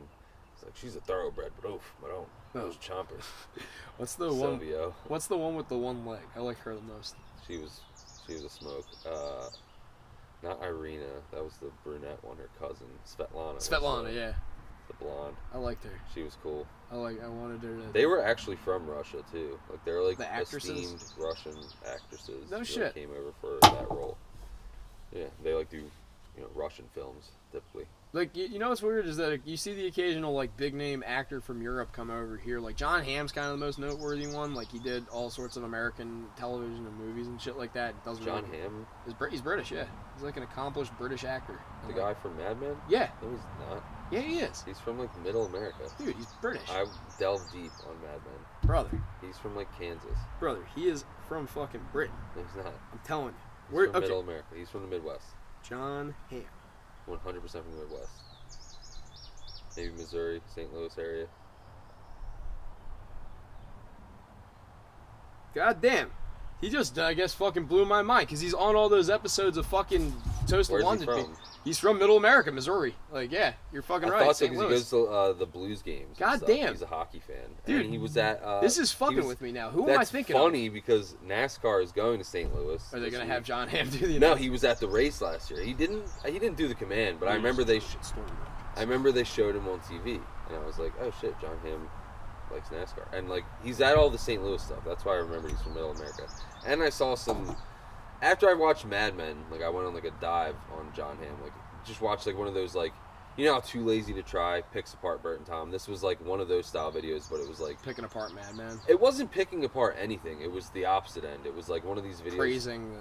It was like a mini biography of John cool. Hamm. So it was like all these compilations of interviews and like details about like how he's from here and like he was just a regular dude working in a grocery store and like... He had some like normal shit-ass life and then he landed some like acting gig like by chance or like... He decided to just like move... He quit his job and moved to LA and like got lucky or something, but... he had some dark period where like he was living with like his dad and his grandparents or something and they all died within like a 6-month span and then he was like majorly depressed and like had to like go to therapy and get on antidepressants and then like sounds like apparently after he came out of that he's like I'm going to LA. Sounds like the pretty good everyman story where like he comes out Yeah, on he was top, just like a it's regular dude. fucking Like awesome. he was like 30 when he went to Hollywood. Like he was like a normal. He was like a Kumia, like doing HVAC and just fucking lands Opie and Anthony at age 32. Doing DoorDash and fucking line That's what cooking. I'm saying. Then I landed Blacktooth and the rest is history. No, for real, I think I was basing that entirely off his character from Toast of London. He's like an accomplished guy on that, and he talks with a British affection too. And I'm That's- like, I'm fucking retarded. It's weird how they can Yeah. go back and forth because there's the one guy in Band of Brothers, Winters. I think the redheaded dude is British. Captain Winters. I'm trying to think. I haven't seen Band of Brothers in forever. Dude, what's the theme song? That fucking No, theme song no, rips. That no, theme song rips, dude. No, that's like the Melfi scenes of Band of Brothers. You gotta fast forward. Nah, that shit. It's a dude. good song, but it's Okay, like this is a good debate. Do you skip theme songs? Yes. I don't. Why? I think it's just a nice, like you watch a 45-minute long episode, and then like you're binging Netflix or a streaming app or whatever. I think that little 45-second theme song is just a nice reset. Gives me a break. It's just if it's a good theme song, I'll watch it every time. Sopranos, I usually never skip. Like I don't know. It just gives me a chance to get my snacks. I will concede on Tina Sopranos. always skips it. We were watching some scary series. I forget what the fuck it was called this past week. It's like a new release on Netflix. Or Cops. no, it wasn't new. It came out a few years ago. It was new to us. Is it that one that has what's his face? Jay was watching it on Hulu or something. Was it on Hulu or Netflix? It was Netflix. It was like about. Baby I'll get you Reindeer. the title. It was like this girl got a heart transplant and fucking Honey Boo Boo on South Park. the girl whose heart was in her was like haunting her. Spooky. I don't know. Spooky. I don't know. Jay started watching some series last night or But something. the theme song was creepy, and Tina would always skip it. She always skips it with every show. I'm like, that like sets the creepy tone for the show, though. It's not the whole show is creepy, but like that song is spooky. I'll And then give like you- I don't know. I'm give you one I'm an that I- enjoyer of theme songs. I'll give you one. As far back to Rugrats. No. Rugrats That was theme an song. irritating theme song. I was 4. I loved it. That shit came on. I'm fucking ready to rock, dude. There's a couple of them that I concede on. Cheers, naturally, gotta watch the theme song. That sets the tone for the show. Ozark, you need to watch the guy theme on song. Right. Oh, yeah. Sorry, it took me that long to type that. I have He's no idea. British, but he Yeah. sounds super American. He's a famous actor. I'll forget it. But But no, there's like Ozark. You need to watch the opening because it's gonna give you little clues about it. There's shows where the theme song or whatever the intro palette is like like King of the Hill, I like that one, but I still fast forward it. Family Guy, I like that one, I still fast forward it. I never did. And there's just If left to my own devices, I just let it run. The Sopranos, I will concede that I watched, but it's only so I can sing in either Chinese or Indian accent, like Come Town. Woke up this morning, That's fun. have a gun. So the actor's name is Damian Lewis. Damian He's Lewis. from London. And he's He's been in a bunch of Devil. American stuff, and he sounds American. And he's a great actor. He's awesome. But it's so weird how, like you said, John Hamm can go over there and do like a pretty flawless British accent. Like yeah. someone can come over here and I buy it as an American. He sounds American as fuck. Like, Yeah, like, well, the one too, Till Schweiger, but they use him specifically because he sounds foreign. There's just fucking X had a story about him. I won't get into that, but he's the guy from X, Glory. like Twitter? Or- No, my ex fiance, Okay. fucking that bitch. She I thought you said like I read a story on X about No, it. I was like, no, what? he's in this movie SLC Punk, and I got to watch that a couple of times with the commentary on, and I listened to it, and they're talking about how famous he is in Germany because he's like a German born actor, but he gets American roles here and there, and nobody knows who he is, and he kind of is like, whatever, it's cool, I'll do these for cheap, because like he just likes getting his name out I there. get a free hotel room. Yeah, so he did SLC Punk, and then the next thing I saw him in was Inglourious Bastards. He's Hugo Stieglitz, the guy that they break out of German jail to fucking kill people. That guy. So I remember that, but I don't remember the guy's face. Yeah, he is. That was a fascinating movie. That movie's great. But yeah, he is like huge over in Germany. Apparently, the ex, when she was working at some department store, waited on him, and she told him to shut up, and he thought that was funny. So there you go. But he's he was talking about like how like the he comes over here and like people don't recognize him, but like if you go, he like he's landing at a certain airport, they'll like mob the terminal and fucking like basically try to like kidnap Get a him. selfie. Yeah, well, this was like the '90s and whatnot when he was like at his height of his popularity. I don't know if he's like still that popular over there, but who knows? They tried to kidnap him. Not like no, just like like swarm him. Like yeah, exactly. Drama from 2 weeks ago. We didn't record last week. Yes, as a NASCAR segment, we suck. This is so. No one's even really talking about this anymore, but I'm going to bring it back up. The Ricky Stenhouse Jr., Kyle Busch / Ricky Stenhouse Sr. fight. Yeah, there's not really too much to be said anymore. Ricky Stenhouse, in my opinion, got a pretty decent shot on Kyle Busch. Some people may disagree. I'm biased. I'm a Ricky Stenhouse fan. And I thought he got dumped for no fucking reason at all. That's just my opinion.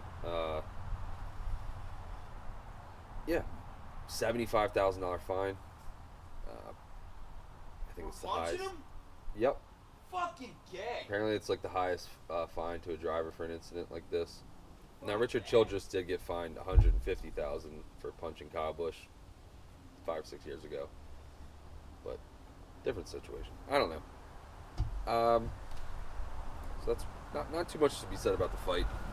Everything that's needed to be said has already been said. I'm sure anyone who gives any flying fuck about NASCAR is tired of hearing about the fight, but. Yeah, Joe Logano brings home the All-Star race. No one even really gave a fuck. Joe's shaking his fucking hog. Damn, that thing looked impressive. That's got some weight to it. God damn. My balls are huge. You're wearing sweatpants with no fucking underwear. That cock print is... Dude, that thing's floppy. Fucking itchy. You're distracting me. That's more exciting than the All-Star race was. Joey Logano leads 199 out of 200 laps. And it was really 200 out of 200, but somehow in a pit sequence he was behind for... fucking 10 seconds or something stupid, but yeah, that's the All-Star race. Moving forward to this past week in Charlotte, absolute massive bummer, but this past Sunday, the biggest day of the year in motorsports racing, in the morning at Monaco and F1, absolute parade, completely boring, no passing in the top 6 positions. Everybody was freaking out about the Indy fucking race too. You have The any Indy- notes on that? The Indy was next. Oh, Got okay. rain delayed, but yeah, we'll starting off chronologically. Monaco. I tried to give F1 a chance. I was like, hey, fuck it. Monaco's like their crown jewel. But it's apparently every year Monaco's an extremely boring race. There's no passing. They were showing battles for like last place because that was the only action going on. Like the Hell fronts, yeah. there was no. The guys who qualified first through 6, they finished first through 6. Like just a fucking parade. But Verstappen didn't win, so I thought that was cool that someone else won. So I guess I don't know. I don't really like F1. It's super pretentious. Like It does there's seem just like a bunch of yachts around the fucking. it does seem course. cunty. Like it has an air. It's like cuntiness to it. $500 for a cheeseburger. Like, yeah, they look down upon. Not Americans. to completely. I just want to point out if you ever watch this is a great movie. The Man from U.N.C.L.E. It's based on a TV series from the 70s or something like that. But it's about Germany being divided into the Soviet Germany and then the Free Germany or whatever. And the movie is they have to kidnap a Soviet mechanic because she has the technology to like somehow help them with something on the U.S. side. And she's a mechanic, like an actual like car mechanic. And they go to Monaco at one point, and there's a scene where what's his face? The fucking. She's like a race car mechanic. Yeah, she works on like Peugeots as like a cover, but like her grandfather was like this like great like brilliant fucking like race car mechanic, and she like inherits all the knowledge or whatever. But anyway, there's just this scene where they're at Monaco, and there's like all these cunty Italian people in a bathroom, and the guy that plays the fucking Winklevoss twin, fucking Armie Hammer. Armie Hammer goes into this bathroom and beats all these like fucking suave Italian guys for just being cunty, and it's like, yeah, I loved it. I don't know if he's the man. He might have been murdering hookers in the desert, but anyway, Yeah, he's cool. Man from U.N.C.L.E., check it out. Yeah. So Monaco was boring as fuck. About what I expected. Monaco. I try to like F1 and then I watch it, and then you watch the Indy 500, which was absolutely fucking electric, pretty much from start to finish. I was actually, I'm NASCAR first, but I had both up, but I was watching Indy on the TV, and there was some weather delays. That's where this all boils down to. It's a massive letdown. Indy 500 was awesome, but then as a NASCAR fan, they call the race with 151 laps remaining due to weather, and they delayed it for like 3 hours, and then they were like, never mind, we can't do this. Hey, it's a little slip. It just sucks that if a race is past halfway, they can call it, and they do call it, and it sucks. But if there was 199 laps ran, they would have went back the next morning, but it's just kind of like this hard line in the sand where it's like, if we're past halfway, we're calling it type thing. But everyone was none too pleased about the Coke 600, the longest race of the year, being shortened. And so Monaco sucked. Indy 500, I was rooting for Pato O'Ward. He gets passed on the last lap by Joseph Newgarden. Newgarden got back-to-back. Yeah, man. Also involved in a cheating scandal this year. What's that about? There was some thing where on some road course they had like a push-to-pass button that was used for like passing like lap cars or something. And they got caught like using it at other places they weren't supposed to be using it. Like they had it still installed or whatever. Huh. So he was using he won the first race of the year in Homestead, Miami, and he got caught. They were still using the push to pass technology. And it was only meant to be used prior at some other event. So do you think he was using it yesterday or whenever the race I made that joke on some Twitter threads because a bunch of people. Pato O'Ward's the younger guy. He's like more of the underdog. He's a Mexican dude. They kept saying like, that Mexican. And I was just like, dude, no brown bullshit. back. No bullshit. Like, that young Mexican. Like, and then I was like, that's a weird way to end a sentence. It's a weird way to end a sentence. It's not wrong, but it just sounds racist. It does kind of sound harsh. That brilliant young Mexican. Like, this is okay. But he ran a great race. He passes Newgarden with 1 to go, taking the white flag. And IndyCar, I'm not too familiar with it. I only pretty much watched the Indy 500 very casually, and like haven't watched it since I was a kid, basically. Same with NASCAR. They, you don't really want to be in first because they like pass each other like on that last turn. Like it's kind of like a chess match. Whereas like NASCAR, you're just trying to like on that last lap, you're trying to get to the front. Like it's go time. Where it's like they're waiting to like the last corner to fucking slingshot. Like it's more of a, I don't know. It's like this dogfight. Like they're just trading the lead back and forth. Like I don't know. Everyone's saying, like the hardcore Indy fans are saying Pato made his move too early. He should have waited till the last turn rather than turn 1 in the last lap. But Newgarden flies around him on the outside on the last turn. It's not what I wanted, but I was just like, damn, that was fucking cool. Like nice. It was an incredible finish. I saw there was like some shirtless guy trying to steal his helmet in the act. He went into the crowd. Yeah, he hopped the fence cool. and went into the crowd, and some shirtless guy was like trying to rip his helmet off. He won his first one last year. It was kind of akin to like Dale Earnhardt winning his first Daytona 500. Like this was like he'd been chasing it for like 15 years, never got it. He finally gets it last year, but there was some controversy with like I keep like fucking Spitting? cotton mouth. I'm like, controversy. I sound like an old man. I got the Controversy. white stuff in the corners of my mouth. My teeth are dry. My teeth are dry. But no, last year when I was everyone was breaking his balls because there was like a controversial red flag thrown at the end of it that basically got him back into the race, and it was just like, yeah, he won that because of poor officiating, blah blah blah. But like this year, he wins it legit. He makes the pass in the last lap, and then I'm like, oh, I wonder if he used fucking push to pass on turn 4. But yeah, super bummed for Pato Award, but it was an electric fucking race. And then NASCAR. Oh, can't skip Indy without mentioning Kyle Larson. He was attempting to run the double. That was mainly, as not a Kyle Larson fan, that was mainly the reason I was tuning into the Indy 500. Cause, Kyle Larson was there. yeah, he's been in Indy for like the last month. Yeah, I sound like Joey Diaz, all like 2,000 milligrams. If you ever listen to the church, I'll just be like sloshing back water on the pod, dude. In my ear, it sounded like I was listening to the church. Sorry, this is all over the place. I'm trying to get through it. Plowing right ahead.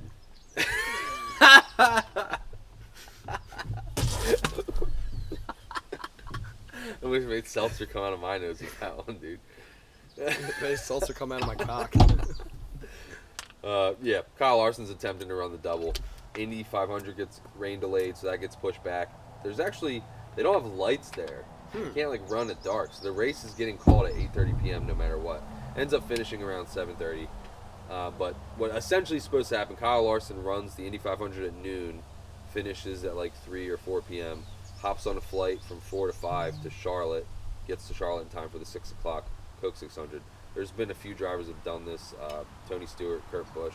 I think there's another one or two, but it's escaping me. But it hasn't been done in like a long time, like 10 or 15 years or something like that. So it was this exciting thing, and he's running really good in the Indy 500. He starts 5th. He had qualified like incredibly. Kyle Larson's one of those talents where he gets in a bunch of different. He races like anything, and he just gets in it and does good. Like, I mean, like he can adjust like flawlessly. Like he can just whatever he's driving, he's gonna get to the front. And I'm not even a Kyle Larson fan, but it was cool to see him jump over to Indy and do well. But last pit cycle, he gets caught speeding on pit road and has to shuffle to the back. But he was running. Opening restart, he starts 5th, then he dropped back to 13th, and then slowly and methodically over the day, he got up back to 6th, I think. He wasn't in the top 5, but he was knocking on the door. He was running 6th for like an hour, and then he got nabbed for speeding on pit road and gets dropped back to like 22nd or 23rd, and then he only made it back to 8th. That was like with like 50 to go, and he was just fucked. And he made it back up to like 18th. And so that was a bummer, because he ran like a flawless race until the last pit stop. And then he's like, fuck it, I'm going to go back to Charlotte. And there's a whole debate because NASCAR is supposed to be his first commitment. And there's like a whole playoff issue, like playoff waivers. He essentially skipped the NASCAR race because Indy got rain delayed. He said, fuck it, I'm staying in Indy and I'm going to run this race. And like that's kind of like this weird debate going on in NASCAR now. Where Why? Because he didn't prioritize the sport he was contractually he's obligated leading to. the regular season championship, and he drops to 3rd place because he doesn't get any points. He didn't start the race. Oh, okay. He skipped his day job for like his side project. But there's people being like, this is a prestigious event, like they went for like, you know, the glory of the Indy 500. But like I see both sides of it. I don't even want to get into that, but like that there's a bit of turmoil there. Like, should he have just skipped the Indy 500 and went back and done his main gig? I got nothing. I honestly It's a financial thing. Like, you know, the teams make money depending on where they finish in the standings. Like, now he just dropped his team back. Like, they're gonna lose bonuses. Like, that type of thing. Like, I don't know. I don't know. I don't care. I just want to see a good race, and I like that he fucking ran the Indy 500. I was bummed when it got delayed because I was like, fuck, he's not gonna run in it. And he finished 18th. That sucked, but he was in the running to finish in the top 5. So it could have potentially been an incredible day, but. He has a 2-year deal, so he probably will run it again next year. But Justin Allgaier has to start in the back, but he runs the Kyle Larson car, so someone else can actually fill in. He's an Xfinity Series guy. Okay. He fills in for Kyle Larson, and then in theory he's supposed to land, and then Give him the switch. next pit cycle or when they can swap him out type thing. But They get called for rain. The red flag or the caution flag or whatever came out for the rain, like as his helicopter was landing, and he's running over. Fuck off! He's like with changing your his helicopter. He's like changing his fire suit. Yeah, helicopter So lands right gay. next to the track, and like It's golf cart so picks him up. Oh Like the my race God. is going on. They're like, "Ooh, Kyle Larson's here," and Oh they my show him God. like golf carting over. Somebody hit with an RPG. Well, not, but he makes it back. He would have been able to run and possibly win because when you switch drivers, your car has to start in the back. So Justin Allgaier, Busch guy, he used to run Cup. He's been kind of like a journeyman. Like he does well, but like he's never had that big break or whatever. You know what I'm saying? Okay. So he's like a veteran Xfinity guy, but he's well liked. He does slowly wakes his way up from the very back. He ends up legitimately running 13th by the end of it. And, you know, I don't know. He did very well, so that was cool to see. I'm a Justin Allgaier fan. But, I don't know. I'm not even a Kyle Larson fan, but the storyline of, like, him getting back in the car and, like, can he take it from 13th to the front? Like, he That's probably... cool. He had no points on the line because he didn't start the race, so it just would have been, like, balls to the wall. Like, let's get to the front. Like, stages wouldn't have mattered to him. But it wasn't cool because they just fucking called the race because of fucking lightning and rain. Let me So tell that you. was- Let me tell you something I've observed I'm about floundering NASCAR. here. Yeah, exactly. Because like I got no perspective on like what this specific thing is. Like there's the was it Reggie Jackson or whatever that used to play football and baseball, and he had a problem with that where he like had to be like dual committed to MLB and then the NFL, and then the NFL like he missed the combine because he was playing baseball, and his strength and Was he conditioning. legitimately going to try and play both sports? Yeah, he did for a little while, but like he ended up like Just making bank. but he was like breaching Couldn't contracts come on like to Sunday games for the baseball team or something. he was breaching contract for one. I forget which direction it was. It was like he was in the MLB season. He was supposed to start training for like the football season, so they put him on a strength and conditioning contract or like waiver or something. Like you can, as long They as don't you want get to. doing other athletic things and getting hurt either. Well, yeah, so he was like, as long as you stick to this regiment, which he didn't do, you can still show up and participate in like the practices once you get time. And then I think he was doing so good playing for, I want to say the Dodgers, I believe, that they were like, yeah, we're basically just like not. And then he sued them, and they were like, well, he breached contract. And they were like, no, if he's in another sport, it's like this whole thing. He ended up basically getting paid for both and only playing one of the sports, and I forget which, but I think it was like he ultimately ended up settling playing football, like and having like a couple like records, and then like went back to baseball when he got old. Damn, what yeah. a fucking... It was wild. Like the story about That's I'm rare. fairly certain it's Reggie Jackson, but like it was like I've gotten shit wrong already today, so like I'm probably off That's base. pretty cool being the dual sport. I mean, this is like motorsport, so Yeah. it's not It's that not the same, but drastic, that's like the closest thing I have for comparison. So like in this instance, I think it would have been way cooler if the sports would have kind of like why would you not market this as NASCAR?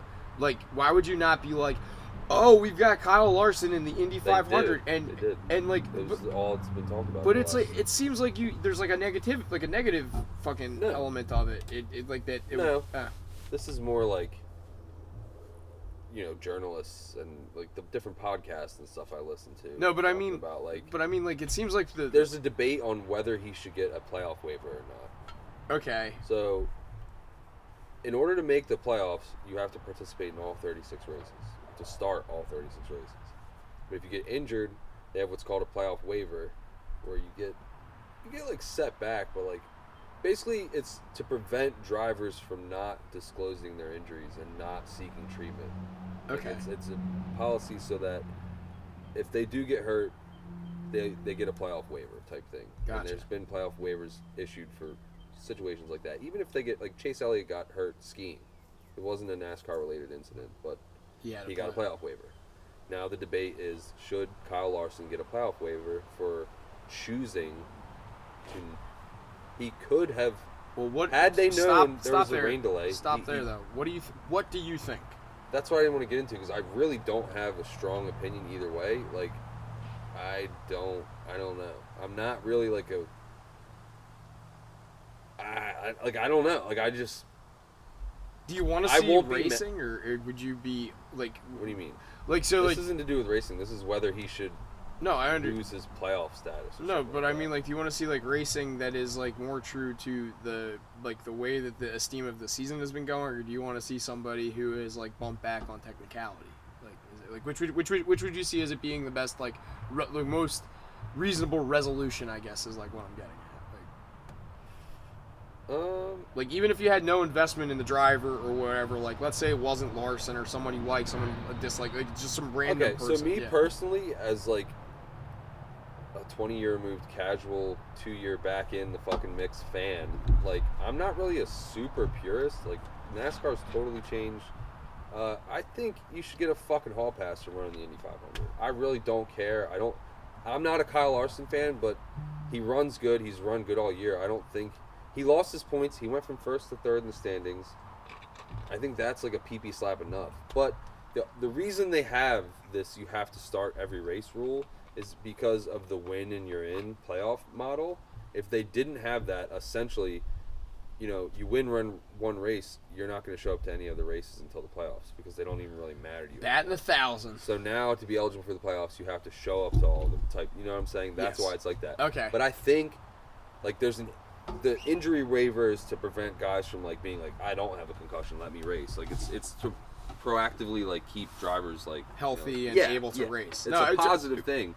But people are saying like this doesn't fall among that. But it's just like NASCAR makes up rules and shit all the time. Like I think this is such like it's the biggest race in the world. Yeah, it's a. I don't like. Yeah, it sucked. There was a rain delay, and like he intended to do both. I know he didn't, and I know there's purists and staunch people being like he should not get a fucking waiver. Like he chose to not start in the Coca-Cola 600. Blah blah blah. And it's just like, as a fan, I was stoked to see him in the Indy 500. I think he's been penalized enough by losing his playoff points by not getting any points that race, and it's just like he got to win. Let him in the fucking playoffs. He's not going to abuse and be like. Kyle Larson's not going to be the one to be like, I won a race. I'm not going to show up again until the playoffs. It's like these guys want to race the races. Like, Yeah, it's like exactly. it's just like This it's is their such bread and a. butter, too. It's like this weird litigious, like the way it's worded issue. Where Yeah, it's like, it sounds they just like need to make a new rule where it's like, if you go to run the Indy 500, you're going to lose points, but you're not going to lose your playoff status. Like, It sounds like it's becoming more like bureaucratic than anything. NASCAR loaned their drying equipment to Indianapolis to like. under the threat of rain to help dry Indy. Like NASCAR had a huge vested interest in this. Like, So like it just kind of sounds like they're people, not really competing. Like a lot of people who like NASCAR like IndyCar. Like they're not like, you know what I'm saying? Like There's no mutual. they're more exclusion. allies than Yeah. you know. No, it doesn't strike me as that either. What I'm saying though is like I have no basic like so from what you just said, I have a tendency to like kind of lean towards what you're saying. Like he should just like he should get It's like this a waiver. non-issue to me. Yeah. Like Kyle Larson was in the Indy 500. That's really cool. That's cool. He Yeah. flew back and was gonna finish the second half of the race had it not gotten rained out. So it's like, I mean, people have been having substitute drivers for decades. Like it's just not. To me, it's a real like. Everyone's like mad, like, oh, it's a Coke 600, it's a crown jewel event, it's like one of the biggest races of the year, and like blah blah. And it's just like, yeah, but the Indy 500's like it's like a once in a lifetime thing for this guy. Like Yeah. I just he's got a 2-year deal. Like I don't know. I would Now, not what do you deprive say myself. if he's gonna say I'm gonna run the Indy 500 every year? Like it's like, I don't know.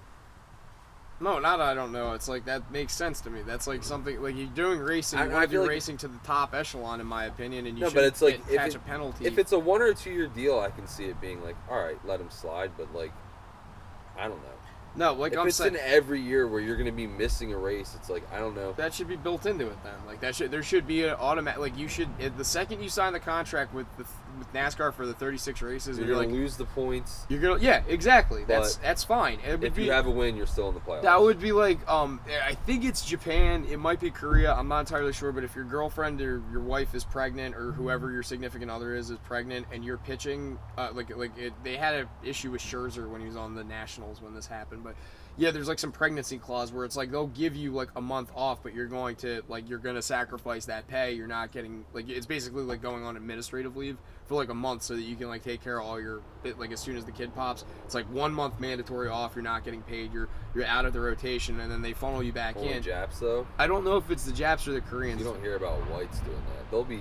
There's drivers and ball players and stuff that'll be like, congrats to Tim Smith. He had his first son yesterday. well, It's like, no. why is he at this baseball game? No, yeah, well, yeah, that's just it. Because Scherzer shut down Washington, and it wasn't like a big deal, kind of a non-issue also. But Scherzer like pitched a complete game against the Phillies in Washington, won the game, and then his wife was in the delivery room giving birth like during the 9th inning. So he just like got a police escort through like through the city of Oh, DC, shut and they down the city. shut the city down so they could get Scherzer to his wife at the In a hospital. playoff game? It was just a regular season game from what I remember, but like, yeah, That's a little much. to Playoff avoid. game, give him the escort. Well, I was gonna say like to avoid shit like that. There's kind of like this like once you're on your own like for a little while, and I think that doesn't really apply to this, but I do kind of see where it's like if you are willing to make the sacrifice up front, you're willing to be like, I will sign a contract saying I will take a deficit for only participating in 35 races if I can't make that 30. Like that just makes sense to me. Like why is that not an but option? then where's the line drawn?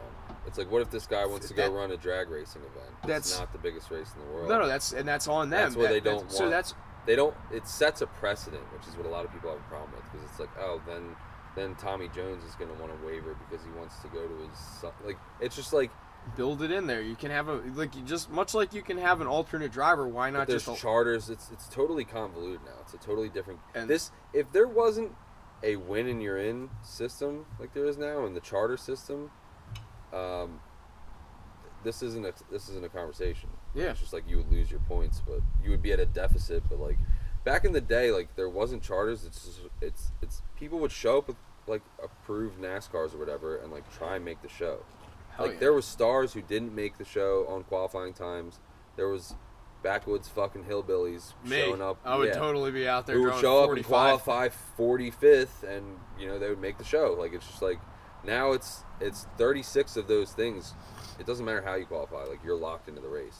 And Yeah. now some races they opened up Charlotte. They had 4 extra slots. So there was 40 cars. Daytona they usually open up 4 extra slots. But now it's however let's say 30 guys trying to get in. There's only 4 spots for them. Before it used to just be there's 45 spots. Whoever makes it makes it. It's a totally different ball game now, and that's why I don't love the playoff system and the win and you're in system and the rounds and I'm a bit of an old school guy. I like the old way. Championships are run. You got won. some bad ideas in my head now. I'm gonna get a fucking race car. I'm gonna get like an old Crown Vic or whatever, or Monte Carlo, whatever the You fuck. should just get a Blacktooth go kart. Yeah, Take paint it turns flying it. paint it like the ISIS Make flag. a track right back here. Hell yeah, dude, the Tuckahoe 200. That'd be awesome. Dude, you want to do that? You want Just to buy buy it. buy that field next door? Well, we're talking about maybe buying the little plot of land behind us. It's Yeah. not really big. We should make my backyard a go-kart track. Hell yeah, dude. Little 8 mile. Dude, that'd be great. We could put up some I berms. don't know if Tina would support this. Tina doesn't. My way around the noise ordinance is we just have an electric go-kart track. I know it's gay, but as far as practicality and like maintenance and all that, like it's like There's a probably no- take a hit on the initial buy. There's and a maybe noise ordinance in Tuckahoe. the racetrack in Marmora got shut down because the go-kart track just because of noise. So like if we put a go-kart track right here, it would get shut down. By who? The state police? The township or whatever. Like What township? I They live in were forced to Middleton. shut down Course and Speedway. Yeah, for probably because noise. it's like in a residential area. This is like This the stick. is. This is the sticks. There's rich neighborhoods across the street. The racetrack would be shut down. I within, like, a guarantee month. you that they would probably, dude. You could put up some sound barricades. No, you Like, yeah, can't. absolutely. You don't understand how loud 15 fucking fart cart go cars are. So loud. It's usual Tuckahoe noises. They drive tractors up and down the street that are loud as fuck. It would. I don't think you could have a racetrack in Upper. Like it got the kibosh put on it in like 08. Like it's done. Like I'm I down know. for trying, but like I'm gonna also vote for down. Tyler so that I can vote for my go karts. Bring back dirt tracks to Tuckahoe. That's my dream is to put a fucking dirt track out this way. But anyway. My dream is to I want to run for mayor of Middletown because there's only like 18 people that live here, and I want versus the and I want to fucking all, the like, manager of Dollar General. yeah, yeah, it's my cabinet. Don't talk shit on my inner council. But no, I want to put a The West Wing. I want to the West Wing of fucking peanuts. All of our The West Wing of Dollar General. It's just Hawaiian Punch jugs and fucking Ziploc bags. I'm gonna go for a stroll on the White House lawn, aka walk down to the farm stand, break into their Eat a fucking. tomato. Yeah. No, I want to run for mayor here because the whole plan is put a toll booth on 50 right in front of my house, so that way we can deter some shoobies from coming. No, you just deter me from going to Dollar General. Hell yeah, go the long way. Cocksucker Joe. Go through the I go here honey 3 filter. times a day. You eat at Dollar General 3 times a day. No, I always just if I can get it at Dollar General, I love saving a trip to Marmora or Yeah. Seville. Like it's It's like good. It's good like that. like they have frozen vegetables, they have like half Meats, and half, they have cheeses, yeah. eggs, they have Smithfield bacon. Like Yeah. I don't love it, but like in a pinch, dude, Dollar It works. General rules. It works. I'm appreciative of them being You ever here. try their beanie weenies? People shit on Dollar General a lot, like they pop up everywhere, but like that's the best thing that's fucking happened to Tuckahoe. I'll tell If they you put a what. Taco Bell around here, god damn, we would be booming. This would be a I'd boom fucking town. 50 pounds heavier. Dude, no, I mean like they were talking about putting a Taco Bell where the Dunkin' is, and I think the fucking Indian guys just had more I'm money. against it. Really? Not against Taco Bell specifically, but I'm against Upper Township Fast becoming food. the next. No, it's unrelated. I wouldn't be mad at Taco Bell being close by, but you said being a boom town. Like I'm Yeah. against Upper Township turning into the next DHT. They are Yeah. starting to really overdevelop it. You're seeing a lot of patches of woods getting torn up by loaders and fucking getting, cookie cutter houses put in them. They look nice, but I don't know. Back in my day, there was only one cop. There was only 2,000 people. That's I don't just know, it. it's slow, but over time it's just gonna slowly become not, and I guess that's progression but like I like Upper for what it is / was. It's just like a quaint little quiet town.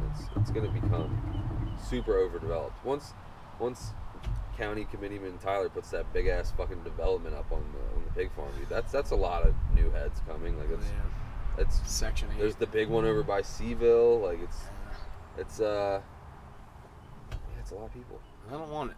Go No. home. Don't Keep- just stay out. Upper grade again, dude. Cougar. Cougar. Cougar.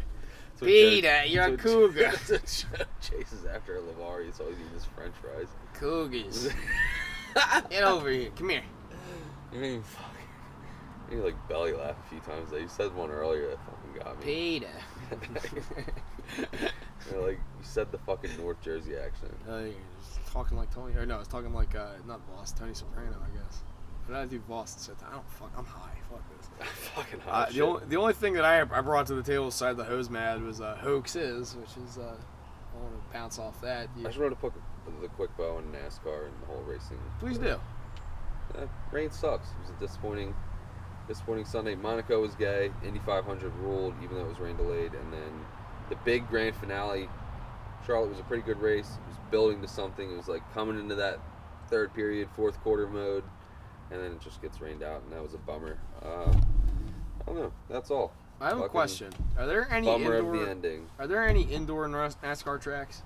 No, Why aren't there? I've thought about that. Actually, because of the rain, I was like, why can't they put one of those like Giant tarps. Dallas Cowboy weird awning things over? I Makes think it's sense. just due to the size of the stadium. Yeah, It probably would be impractical. ridiculously like. I don't. Can they do that? Like Easily. Dover's huge, Yeah, but like. and it's one of the smaller tracks.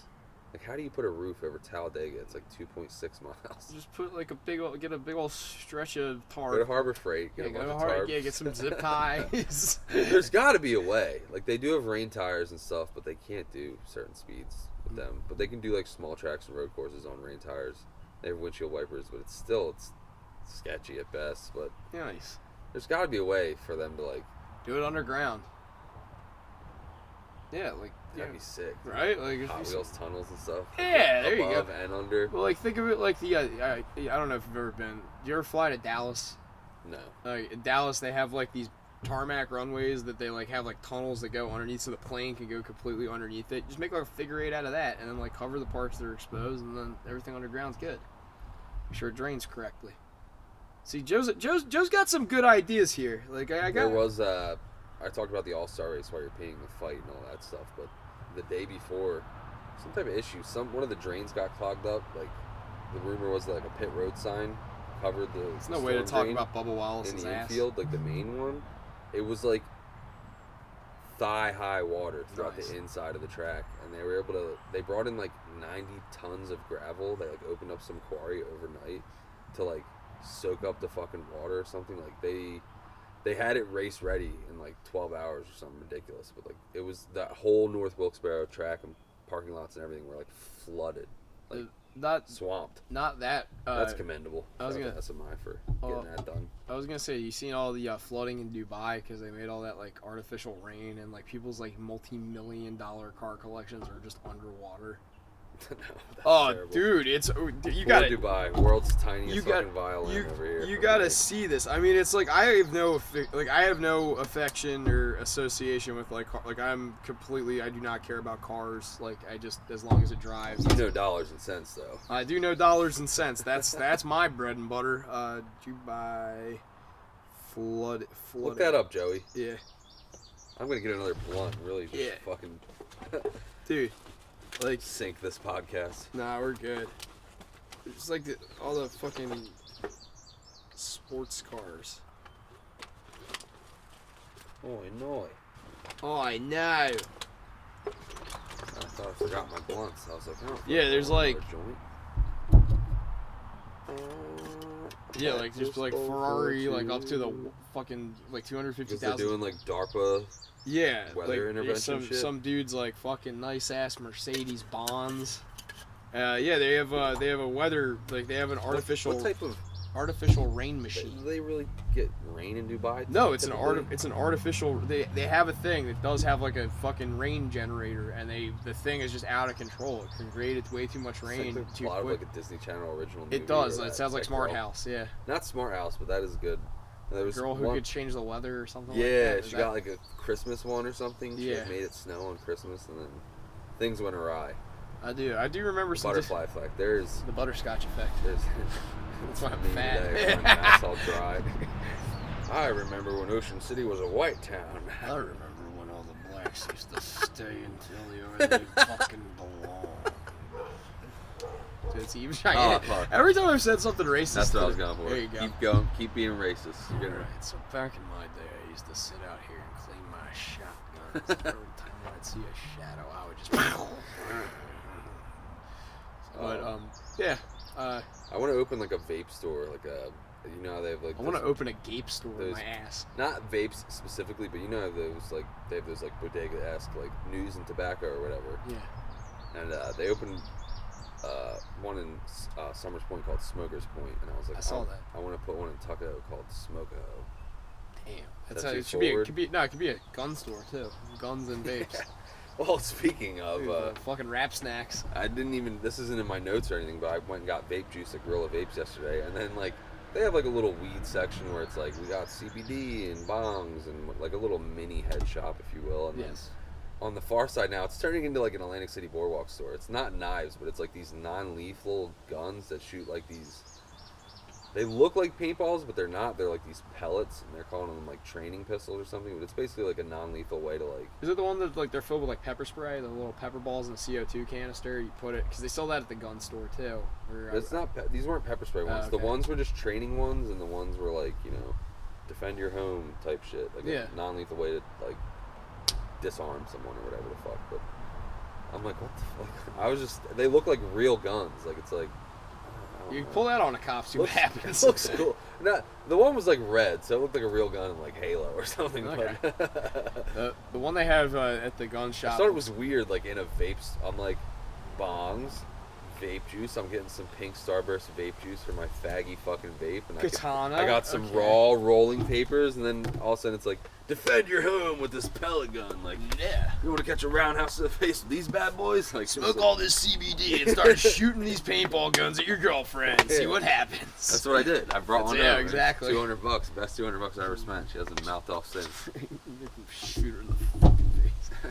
Nah, but there's Whoa. oh in Minecraft.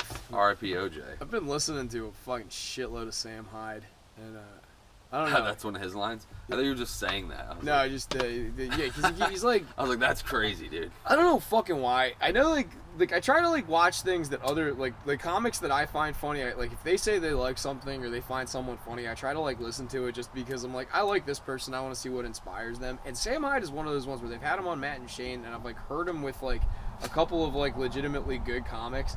And it just like he says something very profound, and then will immediately like try and play off like like he was too smart to make that comment, or he's like so smart that he can like downplay how silly something he said was. And I'm like, are you like I can't tell if you're a real person or not. And I don't like ever having like somebody that's like spouting off like shooting from the hip life advice to like people that are like paying to ask him questions. and then he has this like holier than thou disposition while simultaneously undermining it by doing exactly what he's preaching against. There's like I get it's a shtick, Kinda but snarky. it's like a shtick, and I get like where he's coming from, but I can't tell where it stops and starts, and it's like one of those like The lines are blurred. it's so blurred that I don't know if I like him or not. I can't. I've been. Can't get a good read. He's very smart. Like he's a very well spoken dude, and he makes good points. Then he like starts doing the Tate thing, and I'm like, is this a good idea? Like you. Like the one thing That's how I feel about you when you go on your anti-abortion, anti-women rants. Well, I mean, we should get rid of women. Like, come on. We should put them in You dog get deep in the kennels. weeds sometimes. I'm like, I don't know if I like this. Yeah, I mean, it's fair. You should hear the shit my mom used to say, man. My mom was like probably the most staunch anti-feminist I've ever heard. That rules. She told me that she got into a like almost relationship-ending argument with my grandmother, like between her and my grandmother about like my grandmother was like a first-wave hippie, and she was like, "You did us no fucking favors as a gender by burning your bras." And I'm like, "Whoa, you can't say Them's that." fighting words. They are fighting words, but I'm like, that was out of her mouth. Like, I mean, it's fucking hilarious, but man, business as usual. What were we just talking about before that? I don't know. I was gonna talk about hoaxes if you're interested. What were we talking about right before that, though? NASCAR, No, fucking guns at the Gorilla Vapes. that's what it was. Yeah. Hoaxes. Well, I got one that I sent you. It was more just like I skimmed it, but I was driving, so I thought it was more responsible to put my phone down. yeah, that's probably right. And text you back first and say, I'll read that later. I'll read or this I'll let later. you read it on the show or something I'll read like this that. when I get to it. Well, I'm yeah. driving right now. I can't talk. So I was just like a thing I try to do, and I try to mention it when Jay was on the pod, that like I enjoy reading Wikipedia, like Wikipedia articles. Like I just like will Google a topic or whatever, and then when it comes up, it's Usually like, what I go for first. Yeah, I like- looked up that actor, see where he's from. It was like, where's the Wikipedia page? yeah. So like there's like once in a while, like you know how like on the like on a podcast or something, they'll mention like a topic, and it'll like be a small Wikipedia blurb under it, like usually like either regarding like 9/11 or COVID. There's like a small blurb about like 9/11 or like COVID or whatever, and like Fact check. This Yeah. is wrong. and like shit like that, where I'm like, okay, well, like I'll click on this, and then sometimes you get into like rabbit holes about it. Well, this was one where I just was like on my own volition, just like I was looking up UFO encounters, and then there was this one in Britain where this guy he faked a UFO or an extraterrestrial encounter by just simply photographing his mailman, which is fucking hilarious to me. He just got it really out of focus. He's a real tall, skinny motherfucker. He did. It was the guy's like all bent over, and he like changed the color timing and blurred a little bit. And he was like, I was scrambling. I grabbed the camera and took this It's a big photograph. shot fucking And pic. yeah, it's just this like dude bending over, putting mail in his mailbox, and he's like, you could see the appendages are shorter and whatever. And then like it turned out the mailman was like, hey, I recognize that driveway. That was me. Like I remember this day. You fucking asshole. It's just silly. So like I ended up like looking up hoaxes and whatnot, and there was like one that led into a deeper article about blackface. But I thought that the article itself was pretty. Are you checking the time to see how much blackface you can tolerate? No, I'm just making sure you smoke this fucking doobs, dude. You lose track of time. I was making sure like I wasn't running late or anything. Nah, you know what I you're mean? good, dude. Time traveling. But yeah, there's this thing called the Dreadnought hoax, and I'll just read you the blurb of it. But it was a practical joke by the Horace de Veracol in 1910. Cole tricked the Royal Navy into showing their flagship, the battleship HMS Dreadnought, to a fake delegation of Abyssinian royals. The hoax drew attention in Great Britain to an emergence of the Bloomsbury Group, among whom some of Cole's collaborators numbered. The hoax was a repeat of a similar impersonation that Cole and Adrian Stepan had organized while they were students at Cambridge in 1905. So it was just this hoax where there was these guys, the Abyssinians. There's some dignitaries from like the Middle East, like Saudi Arabia, or like Omar or something like, or Oman, whatever the fuck it's called. Oman. Oh man. But yeah, like so they in 1905 put on like these like robes and blackface and everything, and wandered around Cambridge getting a tour from like some guy from the British government, like the Parliament. They wrote a letter to this guy and like solicited his help because they're like, hey, we're attaches to this like guy, but we're traveling independent. We're here for like security and like other purposes. So like, could we get a tour of like all of these things just to ensure that like the safety of the crown or whatever? Which naturally Britain obliged because they had good like ties for them with oil, right? and shit, and like that was like one of those few places where they were like like really willing to help out like ambassadors and stuff. So it was just With this, hair like, on your chest, Joe Rogan. yeah, exactly. It just puts like it just like put it in perspective. It was like the early 1900s, so you could get away with basically impersonating whoever the fuck you want as long as you were just like a niche or like unique enough to like be like, yeah, we have no idea what you're talking about. Come on in. So 1905 they got away with it, and then a couple of the guys from this like theater prank troupe thing in So they did brown face. they did like legit blackface, like legit put on like shoe polish and just wandered around in turbans and dashikis and got tours like all over these universities and like all over London and whatnot from like the ambassadors. Did the accent. And they just did the accent, and Hello, and my friend. the British government bought it, and they just were like, cool, like whenever you want to come back, just let us know. So then 5 years later, the same guy forged another letter and was like, or just like was like, hey, we're coming back, like because they had the crown was coming back, so he was like, hey, can we do the same thing, but this time we want to see this big ass battleship you got? And they were like, yeah, sure, why not? So like more people this time came and dressed in turbans and blackface and got a tour of the HMS Dreadnought, and yeah, saw the whole thing, and then went to like some other like military bases and stuff like that too. And got like all these like thorough tours, and then just immediately were recalled to the train station where they like ran out a side door and like everybody ditched all the gear and like wiped the blackface off real quick. And yeah, we're just like they wandered around their own campus at Cambridge and like said hi to friends that they knew, and the friends were like, the guy looks familiar, but I don't want to be racist, so I'm not gonna say anything. And there's like all these accounts of like people sort of recognizing them that are fucking hilarious. Like they would just like be somewhere and it's like, hey, you're my neighbor's kid, but like you're doing something right now, and I just like they're so polite and British they didn't want to interfere. So these guys must be doing an acting guild. yeah, exactly. So I just thought that was fucking funny, and like I looked into more blackface. That's a fun one because it's like pretty non-malicious. It's not malicious. No one got hurt. Nobody got hurt. It was one of those things where like it just really it was one of those It's a security risk if you're the crown, but yeah, like so like no harm, no foul. It's more one of those things where like all the culpability of like the guilt comes back on like Britain's like security because they did it twice, and on top of that they were just like being overly polite. So it's like who really has cake on their face? Like is it like these guys were being like very pushy or like and being silly, or is it like these guys were being so uptight they didn't want to actually like ask questions pertinent to security? And I'd say the big part of it goes on the crown, but there's yeah. you know, the lads are still a little guilty as well. I mean, it's fun. It's harmless fun at the end of the day. Like they might have seen some shit they weren't supposed to, but like they didn't see anything that was too bad. Nobody Like gets the feelings hurt. exactly. So like it was just silly. But then like I was in like hoaxes, and I'm like, well, they make like kind of a point on the article to mention like blackface and like blackface being incorporated into the hoax. So I ended up down the rabbit hole of that and was just like, oh my god, the Wikipedia page for blackface is so fucking funny because there is no true origin of it, and apparently like some of the earliest instances of blackface are traced to Africa, which is hilarious. Like all these African countries were like there was just black people that felt that they were superior to other. Making fun of blacker people. Yes, it just a whole bunch of that, a whole bunch. It's the French had a whole bunch that were fucking hilarious because they had all like the French were I don't know. what? The 1800s, 1900s, like American blackface is definitely like Yeah, it's pretty rough. it's a tough one. It's a hard It's sell. not a good look for us. Well, I mean, it was like Pretty racist. Yeah, I like that there was reasons though that British people did it. One of them was that they wouldn't let women act on stage, and you wouldn't let blacks act on stage. And then I think Sidney Poitier was like one of the ones where they let him act in a movie, and it kind of like changed. It was like a revolutionary thing because they were letting black So people. they were act. letting white dudes play blacks because they were like, Yeah, that ain't. but they would let dudes play women too. Would Yep. they give them a wig or something? hmm That's pretty gay. All of Shakespeare was performed in drag. I'm done hitting that, but Yeah, I but still want it. Just nah. But yeah, you didn't know that British people they like the origins of what like about theater. kissing scenes? Yeah, they would just make They out. kiss dudes. Yeah.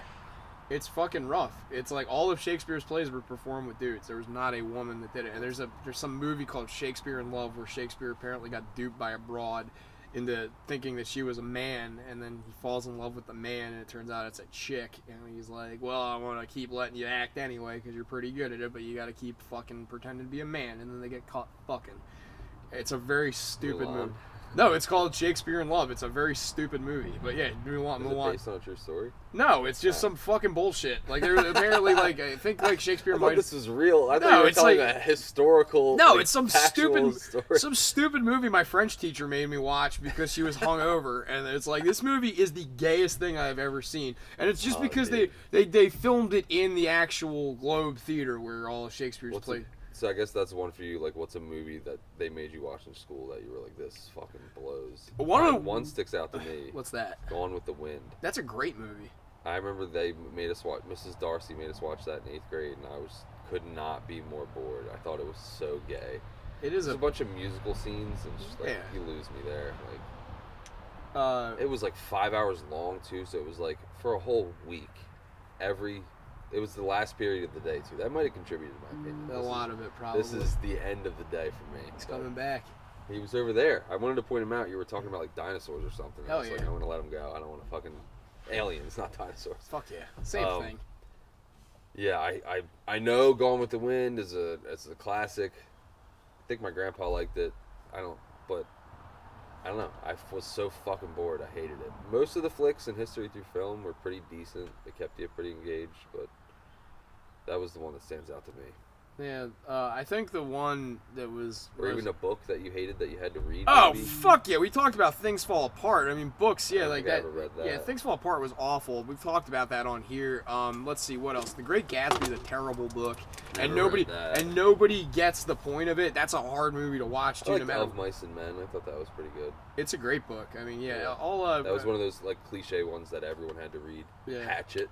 Hatchet, I don't think everyone had to read it, but it was like yeah. a popular fiction when I was a kid. Scarlet Some Letter. guy who gets lost in the woods in New York and like survives for a year. It's like Kid Castaway book form. Nice. It's good though. It's redeeming. Yeah, Great Gatsby was the one that I really have a hard on for because nobody understood that fucking book. I never saw the movie or read the book. It's but not a good my movie. friend Amber really likes both. It's so fucking hard. Like, okay, so premise is it's the Depression era, like the 20s and 30s or whatever, up in New York, in Manhattan. And there's all these, like, this enclave of rich people that live out in what's called the Eggs, which are just these, like, parts of North Shore, Long Island that you can actually go to. They're not actually called that, but it's, like, based on Northport, like, kind of where... Great Egg Harbor Bay. Yeah, Great Egg Harbor Bay. You got a lot of eggs in there. Little Egg Harbor. Fucking big old egg I don't harbor. get that, dude. Just one's big, one's little. It's not like There's Egg Harbor Township, then there's like Egg Harbor, and then there's like Little Egg Harbor, and there's like Little Egg Harbor Township. And it's just like, what the fuck are we doing? Too many eggs. Too many eggs in one basket. But But the Great Gatsby's like based up there, and it's like this story where it's about like people both being deceitful and shit not being like it being appearance based without any substance behind it, which is kind of like a contributing factor to why the Great Depression happened. There was a lot of like problems with people not understanding like how money was allocated with the government, and then they panicked, ripped all their money out of the banks, and then that created like even more problems for the Federal Reserve, and also like stocks and international trade was tanking. It was like a big mess of shit going on, and like also like J. Edgar Hoover like tried to fix it at one point, and ended up making things worse, and there was like all these people that went homeless and they lived in places called Hoovervilles, and yeah, like so. Shit like that is like what this is set in. It's like just like the most destitute of Americans, like and there is this story about excess and like luxury, and all the people like focus on that and not like the actual intertwined story of how like these people suck because they're a contributing factor to what's going on out there, and the reason that they're excessive and like vivacious and like living lavishly is because they are like the product of like making all of these other people fucking poor, and because of that their behavior should be like observed but seen as like abhorrent and like not something like despicable. You should be almost pitying these people for being so rich and not having the ability to like cognitively recognize that there's like massive wealth disparity that they're contributing to and participating in. But no, it's like every chick reads that book and she's like, I want to be a flapper. They're having parties, like Leo's hot. Dude, it's that, and it's like it never actually like reaches fruition, because the second you like try to like cling to one of these themes, the book kind of changes gears real rapidly too, where like you don't like there's all these like all this symbolism in it, and like none of the symbolism like ever really substantiates into like a good. It just like culminates with Gatsby getting shot, and then the depression continues on, and like everybody like I forget the narrator's name, even, but like it's fucking stupid. It's like a very because it's like the book itself. It would have just been a straightforward book. It would have been. What's Leo doing? What's his? I forget. Is he the main character in the book? I think he's the Great Gatsby? I think he's the narrator. I don't think he's Gatsby. I forget. I've never seen the Leo version of it, to be completely honest with you. But So what's the guy do? the Gatsby is just like this old money guy. Like his parents were wealthy. He was like a fucking like steel tycoon or something like that. And he just is like living in this mansion in Long Island, like living in Billy Joel country, and like This living is a movie about a rich guy. Yeah, and about how like you should feel sorry for them because they're so like unaware of like why what they're doing is bad. It's like I said, it's like poignant, but the point is always like lost like on the audience. The glitz and the glam. Yeah, because like people are just like attracted to The 20s look fun. Yeah, and it's like no, this is like women were painting their legs black because they couldn't afford fucking stockings. Like that's not a fucking good it's not a good way to live. Like don't fucking think that this was like. Russia, they were like eating each other. So Yeah, the purges and whatnot. we had bread lines. Yeah, but I don't fucking know. I don't know nothing. I don't know nothing about. I never read the book or saw the movie. I'm trying to think of other books. I'm kind of a person where if there is a book and a movie, I'm kind of like I don't want to watch the movie until I read the book. That's partially why. Old Man in the Sea. I still got it. Gotta read it, buddy. Got the DVD. Gotta crack it open. I can't. I'd be so upset. One That's a big one. My grandpa loved that movie, and he got me the book.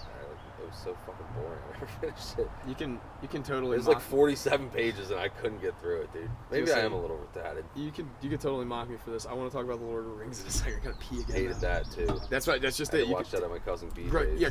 Gripe about that for a It's like sec. 6 hours long. The whole series is like 9.5 hours. I was just hanging out there, like my mom had work and my grandparents were out of town or something, so I was hanging out with my Aunt Peg's, and my cousin BJ and my Uncle Brian, my cousin Sky, wanted to watch. It was like a rainy day, so we couldn't jump on the trampoline, like we couldn't do anything fun. So it's like we're like 10. My cousin BJ loves the fucking Lord of the Rings at this point, so like we watched like 3 of them. It was literally from like 10 a.m. to like I got picked up at like 8 o'clock at night. It was just Lord of the Rings day. And it's just not my speed. I'm not a big sci-fi guy. I'm not like sci-fi.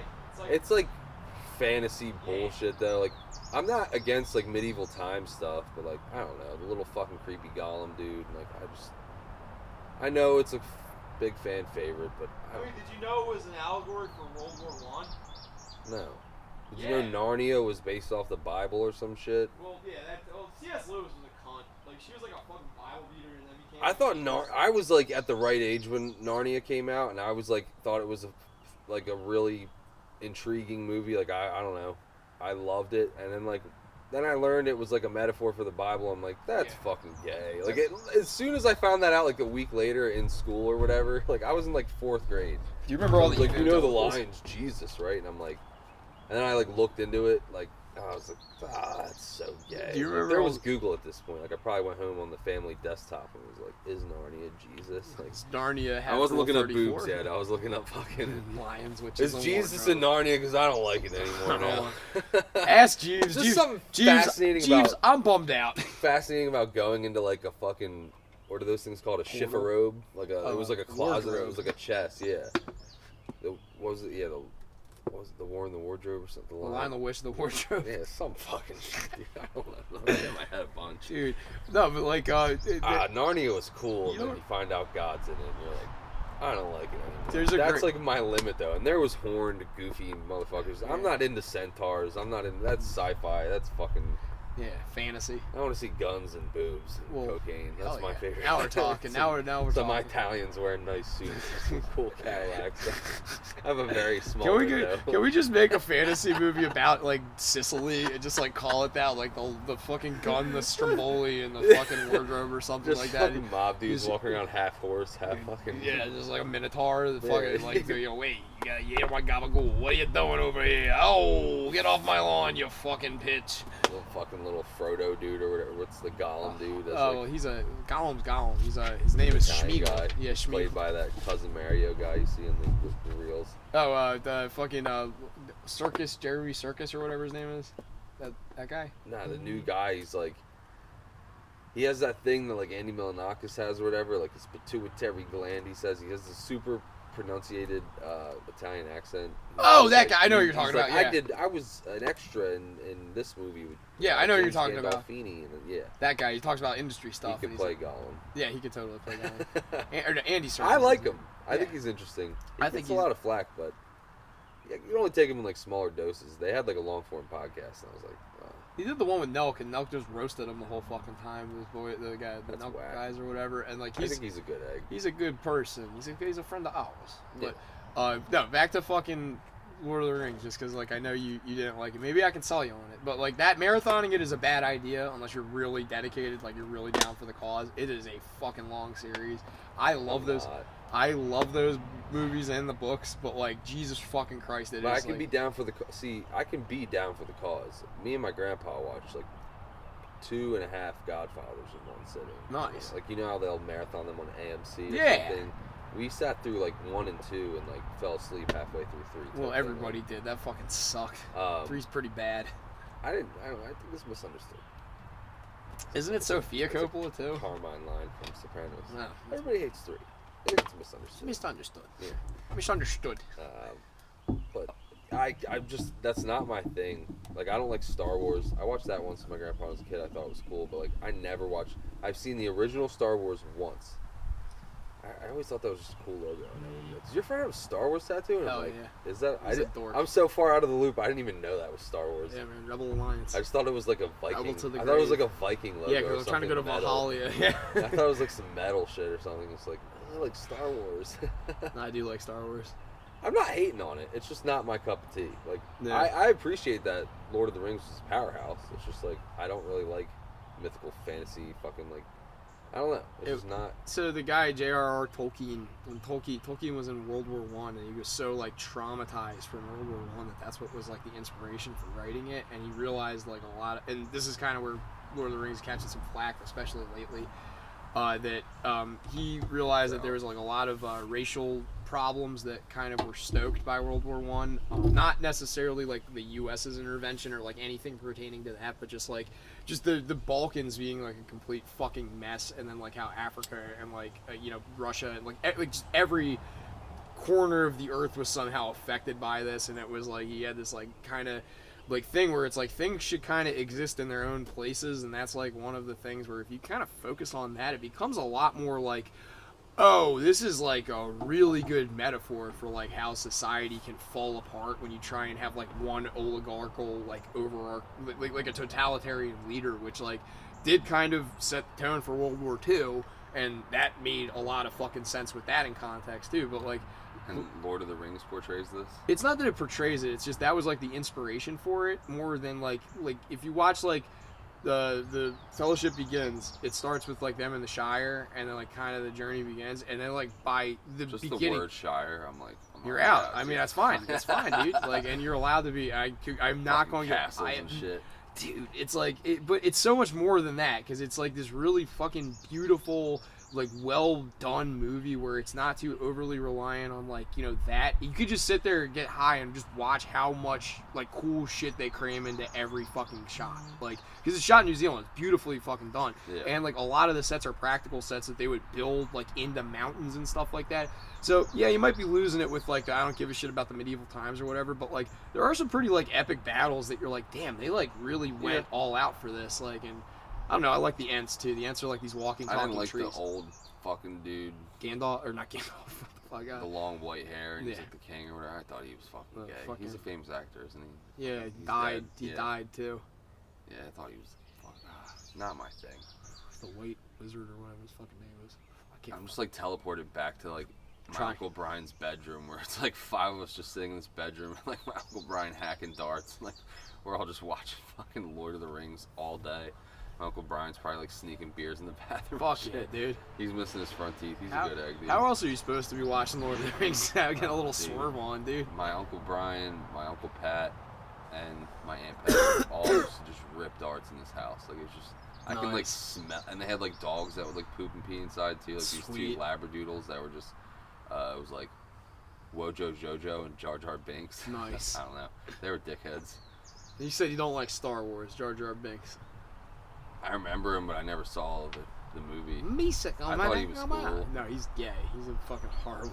We were like little, and my buddy Josh would always like impersonate him. But My I dad, never saw it. my dad took me to go see Phantom Menace in theaters and was so fucking mad at that movie. He was like, "That's it!" Like I remember like walking out to the car with him and him just like being like, "That was the worst." So do you like Star Wars? Yeah. Sorry, go. No, by all means. Do you watch like? I know there's been like 50 iterations of it, but what about the new series or whatever that bears in? No, I didn't watch Where do you Man- tap out? Man- Like I've your tapped dad out probably year- tapped out there. I tapped out years ago. So I watched. They re-released.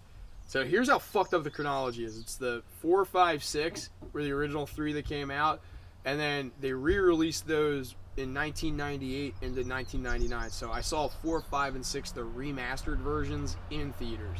Then in 2001, The Phantom Menace came out, which was the Those are 4, 5, 6. Like there was already a 1, 2, 3, and 4. No, that's just how it started. Star Wars It's- Chapter 4 is the original. Yes. I've seen that in the 90s. Yes. It's playing on like HBO or something Yeah. like that. So Chapter 4 is the first one, and then from there it went 4, 5, 6, and then it went to Episode 1. So these are prequels. Phantom Menace is a prequel, and it was horrible. And we saw the second one, Revenge of the Sith or whatever the fuck. Is there like Darth Maul coming out? Yeah, The it's new like so characters? fucking bad. Early 2000s. So stupid. And Mark will be. I Mark will remember say, them being on NASCARs. Like Darth Maul, I thought was cool. He looked. you and Mark both. And me I and- never saw the movie, so I had no skin in the game. But just aesthetically, I'm like, this guy looks like the devil. Like, he had Yeah. like the horns and the double sword, and I'm like, that guy was scary, dude. Yeah, Like, he's I was a- like 7. Like Exactly, and it's like appealing to a younger like, generation. Darth Vader was cool because like I remember seeing the original. It's like dun dun dun, that whole scene with the stormtroopers walking in and shit. Yeah, it's fucking badass. And then Darth Maul, I'm like, oh, he's another bad guy, dude. You're a part of the Rebel Alliance and a traitor. Now take her away.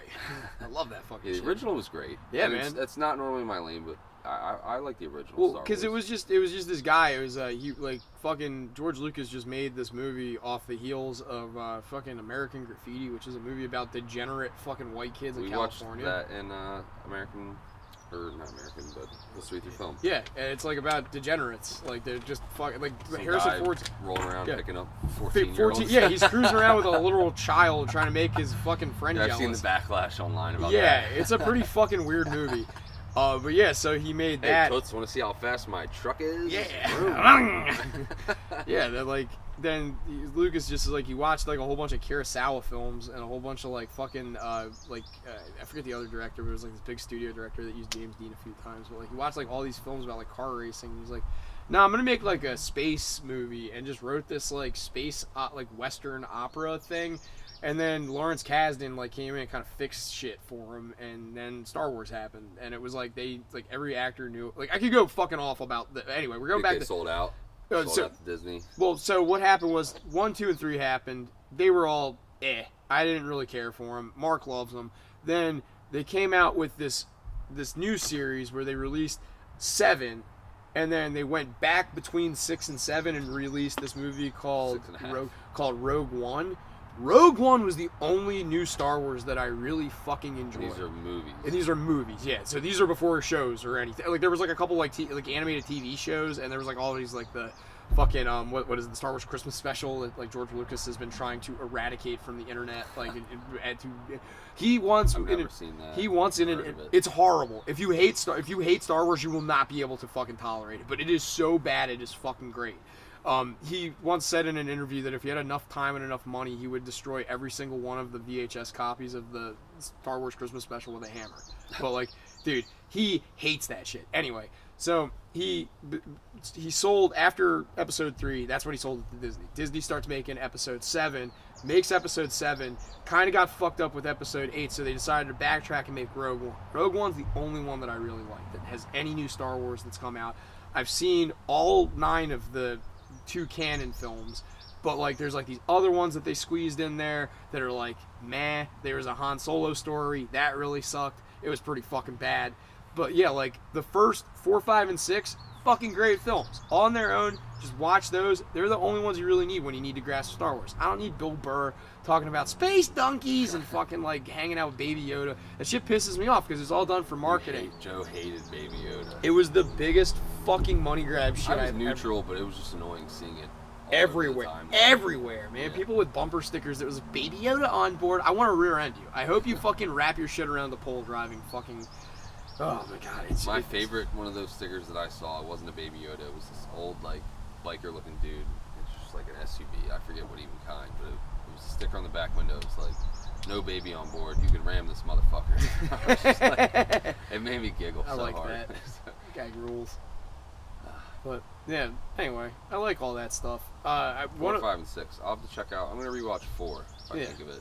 I don't Yeah. know what it's on. It's probably on HBO or if you got something. Disney, all the Disney stuff, they have all the Star Warses. I don't know if we have it anymore. Yeah. We used to. I think it might have. Expired. Yeah, we just never re-upped it. I don't remember. I don't think we have it. I had a bunch of notes, but I apparently deleted a bunch. But I watched a film called Peanut Butter Falcon. Why is everybody talking about that all of a sudden? I think it maybe became suggested on Netflix. Oh, okay. Tina's mom put us on. What'd you think?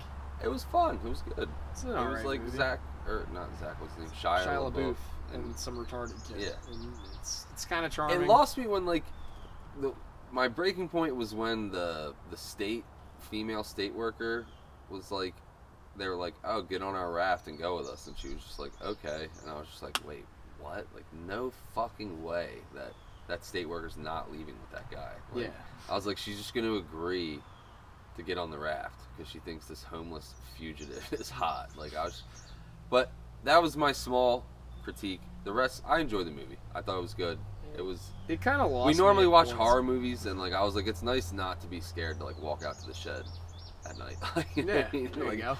I'm like, this is like I left feeling, in a good mood. It was fun. It was lighthearted. Then I watched Tires with Shane Gillis, his new 6-part miniseries. that dropped. Netflix. Yeah. I didn't see it yet. Uh, I don't have Netflix. I right wrote now. kind of a flub ? So I think I binged the first like 3 or 4 on my phone, but I wasn't like fully paying attention. It's hard to like watch things on your phone. And then I watched episode 5 on my laptop last night, and I was laughing. It was funny, so I'm gonna have to rewatch it. But my first impression was like, Yeah. I feel like the trailer was better than the Well, it's the second the time they've tried to make Tires. They tried to do a demo of it beforehand. It's getting great reviews, so I'm thinking it's a me issue, but Yeah, skill issue. yeah, I don't know.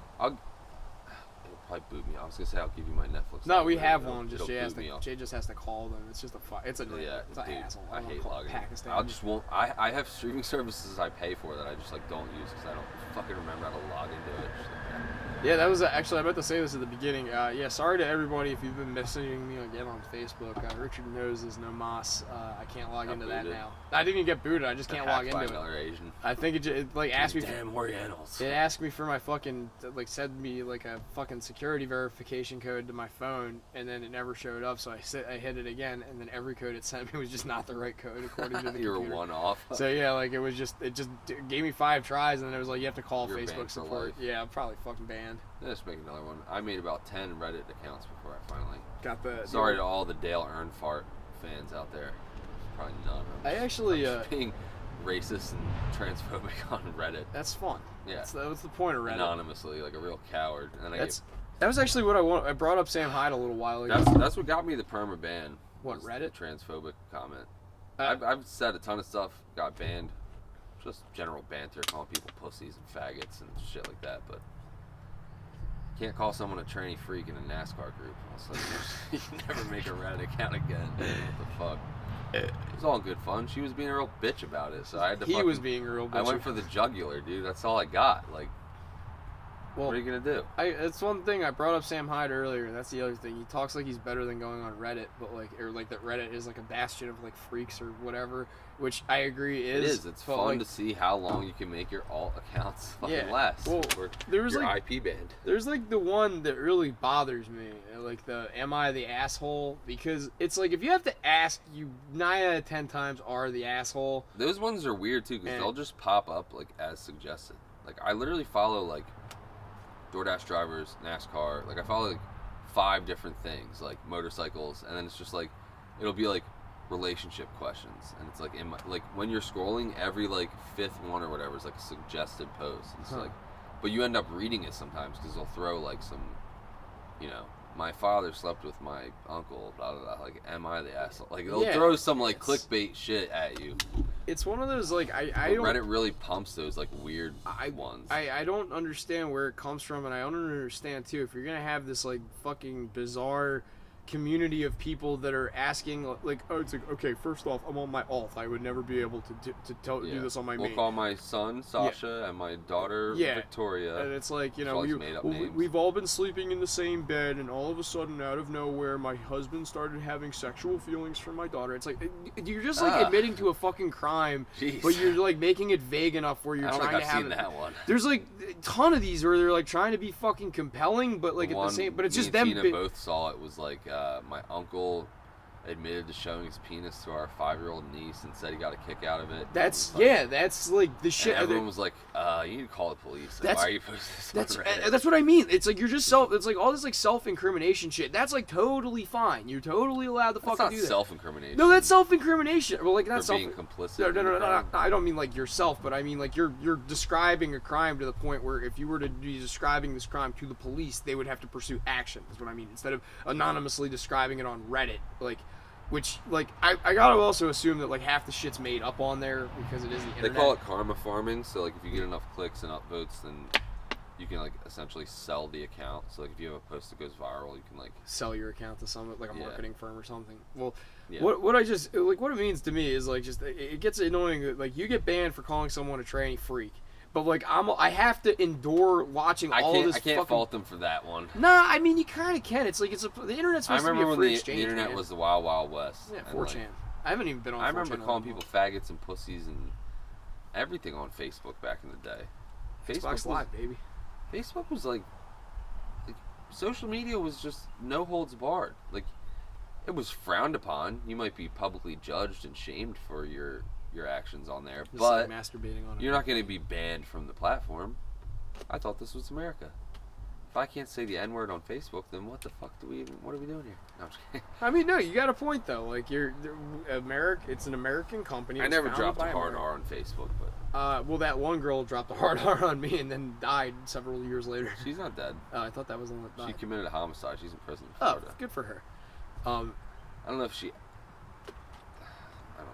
But anyway, There's rumors. anyway, listen. So what I'm getting at though is that like you shouldn't have the internet if you don't want people to give you like reality of things. I don't like that Reddit is like this fucking police state nonsense where They people nerfed all social media. They- Reddit is social media Yeah, at the end of the day. It is and it's so transparently like also a company like a company that's trying to make money off of like the zeitgeist, and like that right now is like the fucking tranny folk have. Instagram, like, before you even like your comment is finished submitting, it comes yeah, up they like tell this you. warning. Yeah, It's it like, tells hey, you, like, you sure you don't want to. other comments like this have been banned for hate speech. You sure you want to do this? And Yes. I was just like, yes. And then it's like, you can't go live for 2 weeks. Or I get like these, keep getting these soft bans on Instagram. You want but- to do a J segment? Yeah, why not?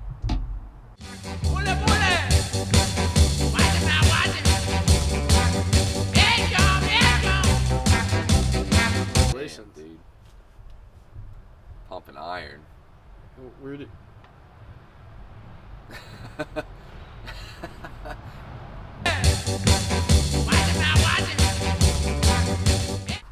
Still, he's fucking making money. He's doing comedy. He's having fun. So like, I got nothing but respect. He's a paid regular at the bagel store. He is. He's a paid bageler. The Regal store. He's a bugler in the band. He's a beagle. At the bagel store.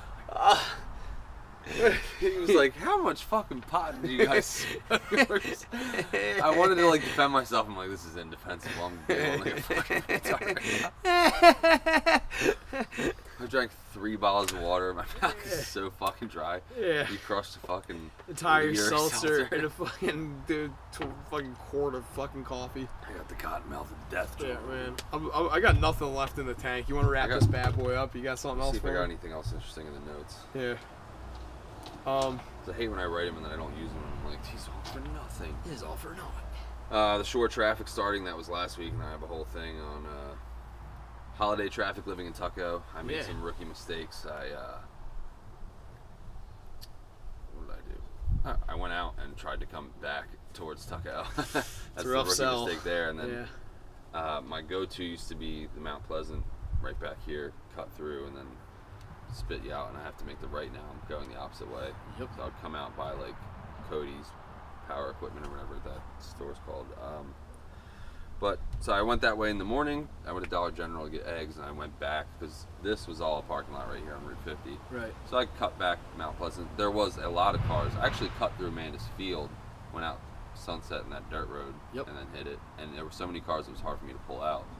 But it was moving. Everyone was doing like 50, 45. So I was like, all right, like there's more traffic than usual. But like every year that's been pretty solid, that road. But Yep. there's this thing on Apple now where it's like, we found a better route. Do you want to save 10 minutes in traffic? Like when we went to Dover, it did that to us where like it took us off the highway for a little bit, and like it did save us time. But I assume that's why there's so many Shoobies taking fucking Mount Pleasant, where it's Yeah. like, avoid the traffic on getting on the 49. Like take this shortcut right here. Like it'll spit you out right by the light. Like Do you remember when they first installed that traffic circle by Camp Park?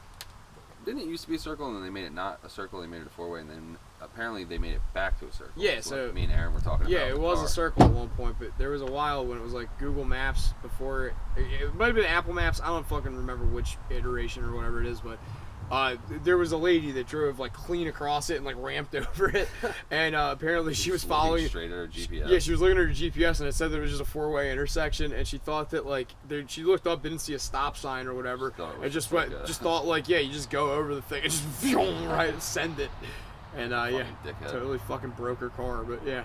What are you gonna do? Yeah, traffic's always been pretty fucking bad this time of year. It's my least favorite part of working near a shore town is like the way in, you just see a fucking You know you're fucked on the way out. Yeah, like working 4th of July night for Public Works, cleaning up the beaches, oh my and then like God. as the fireworks were starting, we're leaving.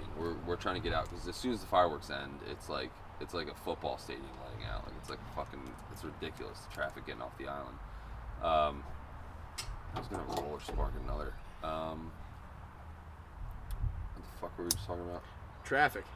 Yeah. So later in the day, I have to run another errand. I'm coming back, and I'm like, I'm gonna hit 610, hit Mount Pleasant again. Like that's usually my way around back to where I live in Tuckahoe. You know what I mean? Because that street kind of spits out right by my street, going away from traffic. So it works out nice. I take it. I sit in traffic for like over 10 minutes, like literally not moving at a certain point for like 5 minutes. I'm just like, I got annoyed. I said, fuck this. Went back, took Sunset through Amanda's Field, Route 50 to Perry over to the Game Preserve entrance over here, cut through there, moving right along through it. There was some cars, but I'm like, hell yeah, this was the ultimate fucking audible. Yep. And then I got around to like 100 yards, like right when you come out of it, Yeah. and it's just that long straight. Right to it's like Mosquito Landing or whatever. The Yeah, fuck. it's like right past the boat ramp. Once you get out of those windies and it straightens out, Yeah. there's a line of cars all the way back to that. So, Damn. like, where that little, you know, on the right hand side, there's like a little beach where you can like swim at or something where Yeah. no one goes to. Like it was like right there. So probably like a good half-mile traffic. But I was like, damn, like I sat there for 6 minutes. I timed it. So it was moving a little better because it was past 49. Like people were kind of just pulling right out. But Right. dude, I've never had both of those alternatives fail me. Like short of like taking my dirt bike through like the train tracks, I was like, I don't know what else to like do. Yeah, Or it's ride kinda- the shoulder. It's kind of bad. The like, second one, like the first one, I was getting like a case of water and stuff. I couldn't take a motorcycle, but the second time I went out at like 3 or 4 p.m., I could have taken the bike, but it was drizzling, and I was like, I don't want to get wet. Like I'll just take the back road again. I'll get away with it. And like it was No. like a 30-minute detour trying to get home, and I was just like, and the older son woke up, so now Tina's like stuck with both kids for that interim, like trying to hold a screaming newborn and fucking corral Vincent, who's just like ripping everything apart. Yeah, dude. Yeah, that was fun. I fucking hate short traffic. So that was my short traffic update. I didn't see that. Mr. Beast. Wait, I went on this weird Mr. Beast. one sec though. I do want to just one of the things that short traffic does bring is Shoobies, and that Shoobie running into the other Shoobie. I didn't even get to see it, but shout out Ian for telling me about that. He watched a girl like, I guess just her bike locked up, and she fell over the handlebars of her bike, just collapsed and fucking on the sidewalk or whatever. Like, the bike just stopped, and she kept going and fell over the fucking handlebars. And then she's on the ground, and then these old people that are oblivious and not paying attention to what's going on are just fucking riding right towards her and ran into her. And it was like, it was the slowest speed collision ever, so nobody was like really hurt, but like everybody was just staring like, What the fuck was yeah, that? like like they were just so confused as to like what the fuck is Why going were you on. laying in the pathway? Yeah, it was so fucking funny, and like Ian's like describing it in detail to me, and I'm like my chest hurts from laughing. Snobby Avalon. Just pictures. like fucking Joe Biden falling off the bike like that. That's just in my head, like that kind of thing. Just on top of a 16-year-old girl, though. Like, but What the hell, Grandpa? yeah. Anyway, Mr. Beast. Sorry. No, I just wrote Mr. Beast. So I always thought he was like this charitable, like good dude, and like I watched some of his more recent stuff, and it's real like Squid Games, like creepy. Like he's like, I locked these people in this weird house for 100 days for $250,000. It's just like, Yeah. it's like weird. He does these weird like challenge style shits now, and it seems like, I know they're volunteering to do it and they are gonna make like $500,000 or whatever, but like it just has this real sinister like feeling about it where it's just like it just seems wrong. Like they're Yeah. not being compensated enough for what they're going through. Like he's just like, I'm gonna lock you. It's like the equivalent of like that pole barn with like LED lights and like Yeah. enough canned food to last 100 days, like to survive. But, like, I would eat all the canned food immediately and just ship my brains out and force them into no salt, no pepper, Yeah. like just it's bare bones. But Yeah. they would each win 250K or something. Like, I don't know. Watch any recent Mr. Beast video. It just seems like something's just, he's like creepy or something. I don't know. Like, I've been watching this guy that he does the whole gimmick he does. he is- seems like a carny, like a super rich carny. or Yeah, he's like a something, P.T. Barnum. He's like, look at what dumb people will do for money. Yeah, Like, this like- is literally like, I will exploit anyone from Ohio and Kentucky. Like, Come fly, stand in this Yeah. weird glass chamber and let's play this like saw game. elimination Yeah. style weird fucking game where it's just, they run it out like Bristol Motor Speedway and we're doing like a game of tag in it, and he's like he's got to catch the last 4 competitors and there's like 400K on the line. He's just like getting such a kick out of like getting people out, and they're like crying, and he's just Yeah, like, like, I like, gotcha. I can't make my mortgage. It Like, just seems so fucking, I don't know. yeah, I there's don't like it. something very I nice. used to think Mr. Beast was cool because I would see him on stuff, and like I wasn't really watching a ton of his videos, but they were just kind of over the top. Like, The high production fucking. he's like, I bought a parking lot of cars, and we're gonna give them away to, like, he's like, I bought a used car lot, and we're just gonna give away the cars to everyone that walks up or whatever. Like, Yeah. I thought stuff like that was cool, and now it's just like it's turning into this weird like Illuminati style like Squid Game shit. Yeah, no, he's like one of those people where he's succumbed to kind of like there's no end game with him. That was kind of something that was pointed out to me early on with him. There is no He end game. claims that he makes no money, like that he spends all the money on the Well, that's- production. yeah, I think that's bullshit. No, it's not. It's like it he makes definitely sense. has No, he 10 has. mil tucked away. He's No, definitely sitting pretty for the rest of his life. Like we've gone over this before with him. Like, he was We like, have? yeah, he's a company. He's LLC'd himself, so you can, like, he personally probably doesn't make that much money. He probably does, but his company is like worth billions, and like Yeah, the it's company's like He's like, oh, I spend everything we make, we spend on the company. It's Yeah, just well, like, yeah, and maybe sometimes- for tax purposes. yeah, or and something, but spend- he's definitely, sitting pretty. Like, Yeah, I mean, spending something is like, you can also like say like, I spent money for the company, but it's like something that benefits him in a way where it's like, oh, it's my company's house, but my it's like company Tesla. yeah, but he like has the right to rent from his company for like $1 a Yeah. month or something like that. So he's the sole benefactor of the whole enterprise. Like, He it's one just of those- seems, something about him seems creepy. well, That's- what it is like I said, there's no end game for him. There is like no like bigger, better, like everything that he's doing is fueled by likes and subscriptions and viewership and like people having an eagerness. It's like the same reason that game shows work. Like, everybody wants to be on Family Feud, but there's not really any exploitation in Family Feud. You say something stupid, you might look like an idiot for a second, but you're really, at the end of the day, you're just playing a game. Like, kind of what Mr. Beast is going for, but now it's Family gone to Feud's this. fun. I never really Yeah, got a creepy. I'm just saying. Are like sinister. But I'm just like, what I'm saying though is like, there's this element of it being like, people want to do that. People want to win money. They want to gamble with like their time. And in this instance, like on a game show, with like whatever it may be that they want to get out of it, you're providing them the means to do. So they're gonna fucking do it no matter what. Same with the fucking heroin. But like at the end of the day, Mr. Beast doesn't like. It's not like he's an established network where every night we're gonna go at 6 p.m. to the Mr. Beast show where they're doing a new kooky game or something like that. No, it's like he's just this guy that the more he makes these videos, the bigger and more magnanimous they get, and you got like just no end in sight because every video he puts out, he gets more popular, and every time he gets more popular, he has to be bigger with the next thing he does, and it's gonna end up being like Mr. Beast drops an atom bomb on like fucking Bikini Atoll for the lulz or something like that. Like it's just gonna end up being like this gross kind of manifestation of where this has been going for a long time. Well, he hasn't really posted in a few months. And that's just it. When he does, once every few months. when he does post now, it's like because he's got his irons and so many other fires, he kind of has the luxury of it being like an elusive, like the new Mr. Beast video is a big deal, and you're gonna make more off the hype of that than you are off of it necessarily being. One of the things he did that was smart. He put YouTube channels in like every language in the world. Yeah. So he has like 300 fucking income streams of just the same content. Like he talked about that on like Patrick Bet David or one of those finance type podcasts. And I thought that was pretty genius. Like, Yeah. But I thought it was pretty smart. Mr. Ballin did that too. I like Mr. Ballin, and he's been getting around a little bit more lately. But he speaks fluent Spanish. He does one of his he does like bedtime stories or something like that. He does them in Spanish too. And it was like, yeah, I just had this talent like for like being able to tell stories, and I didn't realize that I had like this other like untapped market where I could just put it out in Spanish and get like 3 times the revenue because like more of the world speaks Spanish, or like more of people that are in my market. Like he was like, I quit my job, like I just do this now, and it's all I need to do. It's great, yeah. It's like it's we'll fucking get there awesome. one day with the tooth. Yeah, there we go. 300 fucking new subs right there. All right, you got anything else you want to go over? The only other thing I've written is dirt bikes or dirt biking. So What do you got on dirt? I don't bike? even know Shep? what that note meant. Like, I think I took my dirt bike I like out. turtles. Literally, like, this is a good note, dirt biking.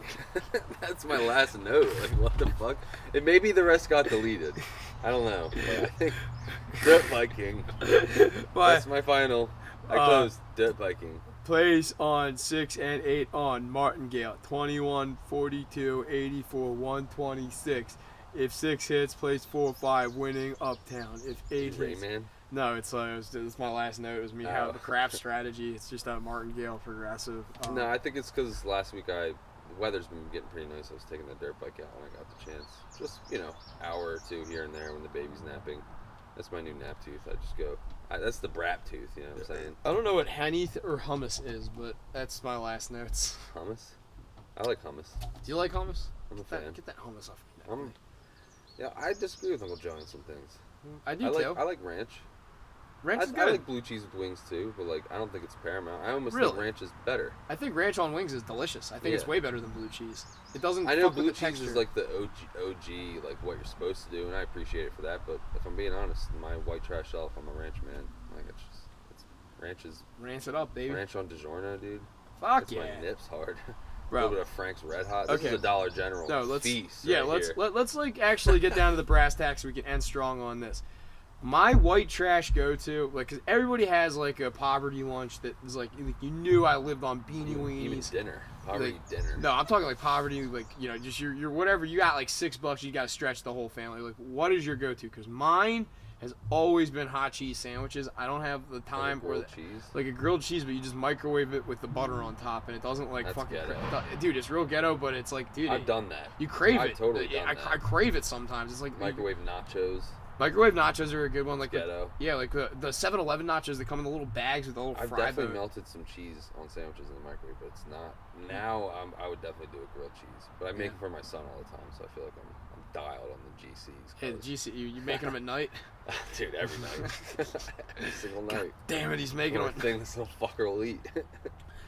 He used to eat like shrimp and steak and like everything, and now he's like, Oh, he's a sophisticated little like- shit, ain't he? He's like, we're making them at night, Dad. It's GCs. Dad, He's a GC man. He he's, loves it. he's a GC connoisseur. Even chicken nugs now. He's like, Nah.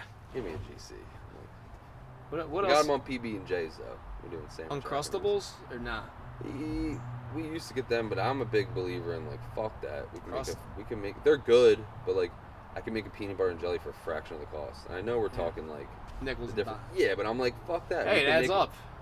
I like a nice homemade PB and J. Yeah. Uncrustables are good for the convenience, but like I'd rather just make him a PB&J at night and put it in his fucking lunchbox for the next day. Like, It's weird as fuck for me because like it's hard to find that Smucker's grape jelly or not grape jelly, the fucking strawberry, man. strawberry jelly. Yeah, it's harder to find that than it is the Uncrustables with it. Do you have an Uncrustables are hot. What, cats fighting or a bird or That's a something? bird out there. Uncrustables are like a hot commodity. Yeah. They're a frequent flyer on Instacart, and like a lot of times the store wouldn't have them because everyone's giving them to their fucking little crib midgets. You know what I'm saying? Like, cribjets. even the older kids, like it's probably so easy just to chuck that in like a fucking bag of Lay's and a chocolate milk box. And How you doing? Yeah, That's see a good you, lunch kid. for me right Yeah, there. see you later. No, even poverty lunch. That's just good lunch. No, That's just good eats. Uncrustables aren't poverty lunch. That's like affluent lunch. Like that's a luxury. My family, we ate Signature Select bread, peanut butter, and jam. Yeah, hell yeah. I like Poverty snack. I used to fancy some ramen. Ramen's pretty good. Or like I like couscous. Yeah, Kind of couscous. bougie, but the Near East ones with like the flavor packet. Then I would just like one piece of chicken in a pan and like a pack of frozen vegetables. I could eat like even to this day, my preferred meal at any night is just like a starch, a meat, and a vegetable. That's all I need. I don't care what combination it is. Give me some rice pilaf, some fucking meatloaf, and some peas. I'm good. That's a perfect meal in my eyes. You A mentioned little bit of Hot butter. Pockets earlier too. Hot Pocket hits the They're spot good. once in a They while. give me a tummy ache. Though. They They're will usually fuck pretty you up. rough. You know who's like a Especially if you get too hungry, you eat like 2 or 3 of them. oh, that's dude.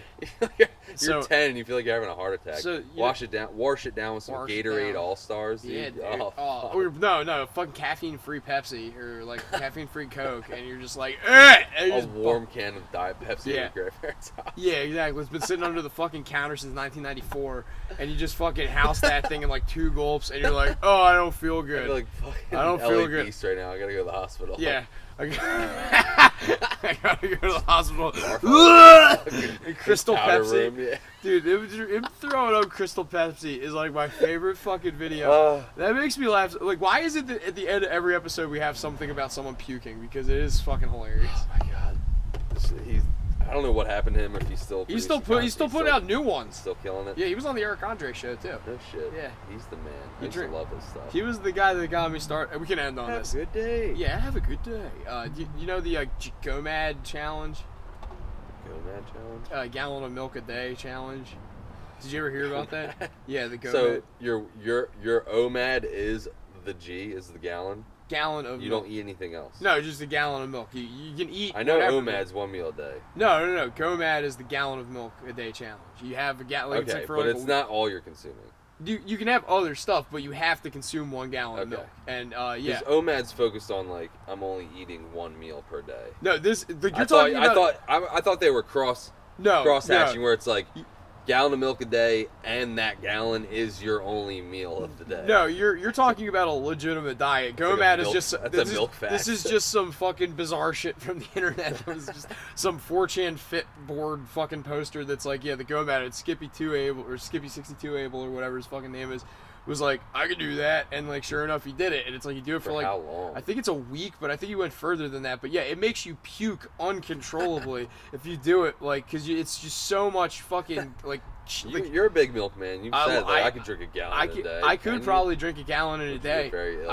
I would shit my brains out. Like you get like I've never drank milk to the point of throwing up, but I've come close.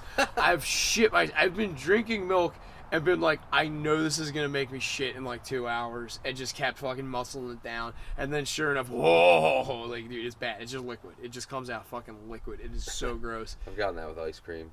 Yeah, dude, you go a little too hard on the Dairy. ice I've cream. never been a huge. I will drink like 1 glass of milk once in a blue moon. I'm more of a milk guy to put with Drink my milk in a blue moon. with my cookies. Yeah, dude. If I'm getting milk, you know I got some Oreos in that cart too. And the sole purpose for buying the milk is to dunk these fucking sweet treats in. Do you ever see the people that break up like half a sleeve of Oreos and then just dump milk on it, eat it like cereal? Nah, it's ghetto. That's pretty fucking ghetto. Yeah, you gotta put 1 in, let it soak for like 20 seconds, pop that joker out. Delicious. Someone told me too, the reason that they give you 2 sides to it is you're supposed to take a cream one and put, like, you pop the one side off, and whichever has the more cream on it, you drop that in there and it makes your milk taste like chocolate milk. Chocolate milk or like. Or like cream milk? like cookies and cream milk. But like it kind of works. I don't know. I've never really been a fan of it. It's like I'd just rather drink milk Or and dunk dunk it. the whole thing, yeah. Yeah. soak it. I don't just dunk. I'm a soaker. You're a soaker. You're a super I'm super soaker. I'm like from Utah, dude. I'm a soaker. What's it, Utah? They're like Mormons. They can't have sex or something, so they do what's called like soaking. What they the can't- fuck is that? It's a loophole in their sex virgin laws for their religion. where Really? They can't ejaculate, so they do what's called soaking, Soak where your they balls. stick their penis in the vagina, but they don't like. Pump. Yeah, they don't pump. They don't dump. They just soak. They just soak. Like a nice hot tub for It's your like, peen. damn. I mean, that's got to be such a That fucking is- travesty. Extreme discipline. Yeah. That is. It's commendable, dude. Shout out to Utah. I mean, Mormons, they're out of their minds. Dirt biking. Dirt biking. All right, what do you got? You got anything? I think I deleted all the plugs, but I don't know. All right, we got K-Man 609-425-3143, jscrock0@gmail.com. I'll come clean your shit. Traction Motorsports 11R. Tommy flips. Hope for a speedy recovery. Plans to race again as soon as this weekend? Question mark. No, that was like a month ago. I got the wrong notes. All right, Traction Motorsports, HRS Design and Promotion. Give Autumn your business. Go see Tommy race. What's Shep's number again? Shep or Stu? No, Shep's like race number. Cause go see I Shep. Brendan Shepard, Off-Road Racing, Temple Off-Road Racing GP in Millville, April 28th. New Jersey Motorsports. Almost June. Well, Go see him in the past. go to Tommy's Time Machines and get a time. Go to Tommy Rink's Time Machines. He's an engineer. He can figure it out. Cam-Man, What kind of trains HRS, does he drive? Stewart's Handyman Service. What kind of what? He said engineer. I said, what kind of trains does he drive? But The 11R fucking bullet train, cuz. Straight to the front of the pack. He won a heat race last week. How you doing, kid? Now I'm we in see heat. you. We love you. We're coming to a race this summer, whether you want us there or not. We're gonna be there causing a ruckus. How you doing? We're gonna fucking win a checker. We're gonna suck your dick. How the fuck are you? Fuck you. Let's go. ladies and gentlemen, Stone Union. All right, thanks for listening. Go fuck yourselves. Oh wait, Stewart's Handyman Service 609, whatever. Let's get out.